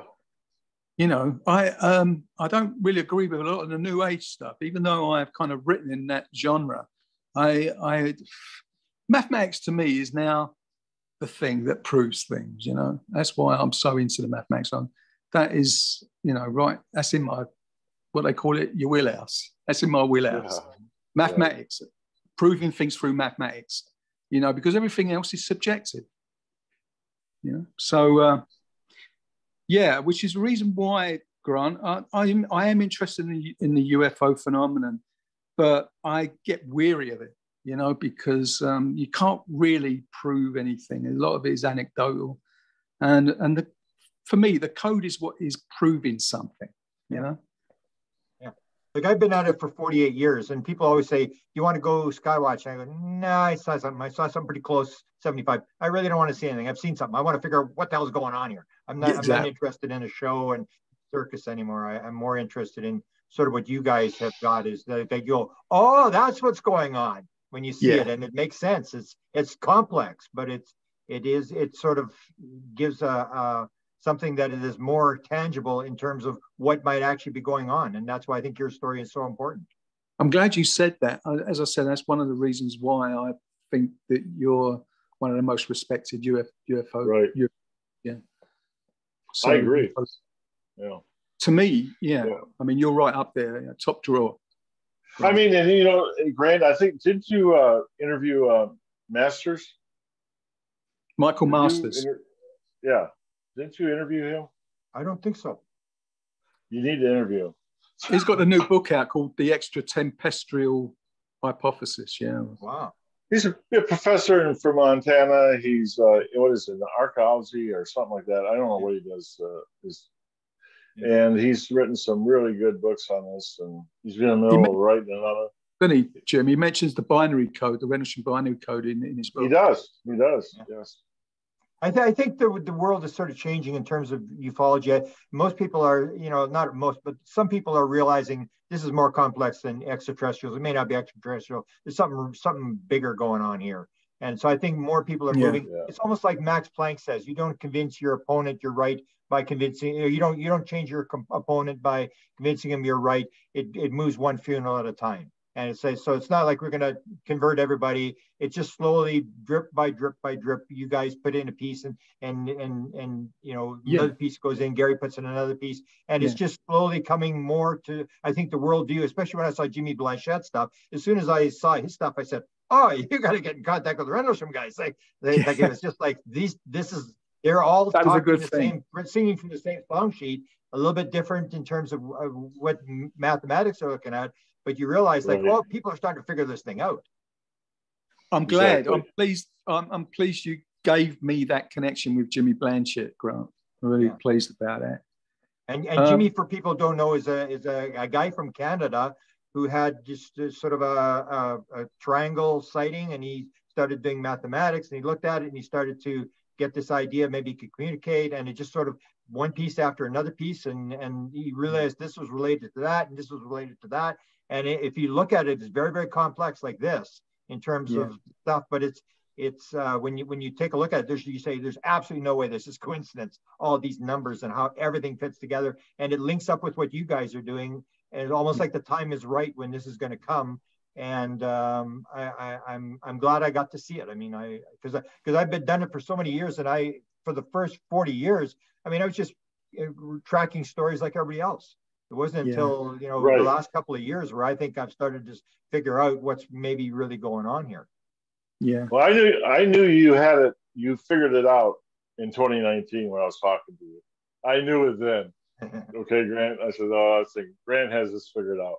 So, yeah. I mean, when we're talking about Jim, when we talk about extra temporal, this being it, that kind of the nature of it being what Michael the causality part, time related. I mean, you're really talking about something that's interdimensional as well. If you're talking about time, you're talking about something that's interdimensional. And I remember Professor Jean Paul, who was on just recent, just now. I mean, he says to me that this is more aligned. This phenomenon is more aligned with our spiritual side. There is a side to that spiritual part to this, and I just can't really describe it. I did a podcast a week or two ago from Australia, and that was part of it. And I tried to describe it to this host. I said, there is a degree of it being some spiritual. I just can't describe what it is. I said, I can't put my finger on it. And also, this is also that part of a little bit of consciousness. I mean, it's sort of tied in there, but the other factor is I'm sure that advanced humans at this point, my guess is that they're going to be AI. It's going to be AI type related stuff. Oh yeah, because we know from the way technology is advancing, with nanotechnology, quantum computing, and where things are going in the direction that we become, well, what Jack Safadi said, post-human AI hybrids, that in the future will be part machine, part consciousness, and that's what could happen, that in the future, using quantum computers and all this technology, that they'd be able to break the time barrier and send in information back. So, that seems viable to me, because even more than the extraterrestrial hypothesis, that it's always been us, that it's either our spiritual side or something in the future where we become, the technology allows us to be able to break certain barriers. So yeah. Any other questions people have? Maybe you can just open up the audio. Yes, Carol. Carol goes next. Okay. Carol. Okay. Thank you. Thank you, Grant. Thank you, Mitzi, and also Jim and Gary. My question is, I've been listening to the content in here and sort of put these topics together. Whatever it is, are humans supposed to go up into higher levels of consciousness, Jim, so that we can, I've heard about, controlling UFOs with our minds, or, changing the DNA, going through vortices. I'll tell you right now, we can't control nothing. Okay, zero. Nothing. Yeah, right now. They let us control. They control. If they want you to remember the sighting, if they want you to remember them. One of the theories I do have, and I don't throw out the stuff where people say they see grays and stuff like that. Well, I am convinced from Rendlesham that this temporal travel that we do, this interdimensional travel, it's just too hard for corporeal life. Okay, So I think that maybe there's a possibility that they developed some type of hybrid AI type creature, you know, to be able to do that. And I says, maybe that's what the Greys are. I don't know. You know, I says, there's possibilities. Kind of AI entity. Yeah, that's right. And I so I don't discount everything. One of the things I do discount is the alien theory that they're visiting Earth. No. Do I think there's life in the universe? Absolutely. There's got to be. You know, I just don't believe they're visiting Earth. I believe this has been the phenomena that we've been seeing on Earth here for the last 5,000 years. You know, is nothing more than humans that have reached the level of to do interdimensional travel. That's probably going to be the only way that they can probably go to other places too. Who knows? You know, but I don't know. Consciousness. I think we're developing. I think that we are evolving, and who knows how, you know, we're going to be in the future. I mean, I think just the last 25 years is really a little bit shocking for me as far as this to see how, looking at your grandkids or anything like that, how they're evolving. I mean, I was on Easter. I was over and I'm looking at my. This is true. I'm looking at a 2.5-year-old girl, and she's got herself an iPad. And I'm like, God, I couldn't handle anything close to that. At 6 years old, I was still probably making my own toys or something, or in the shop or something. I mean, the advancement is just incredible. So it's incredible. I don't know. Yeah, one of the things that has come out of the code, and I think this is we're running a little bit over, so I just want to say this. One of the things that have come out of the code. More questions, and we'll have one of the things that have come out of the code is this theme of balance. Yeah, and you know, the Star Trek series, the political system in Star Trek is a meritocracy, and I think that what's happening is we're not going to be able to send to the stars or break this time barrier thing that we think is what this is operating from until we become a meritocracy. You know, where people are in power because they have merit, because they're intelligent, they're intellectual, virtuous. And once we have that system in place, then I think that all things will start to open up for us. But at the moment, we are like children, and it's not going to happen until we install a meritocratic system. That's one of the themes that come out of code.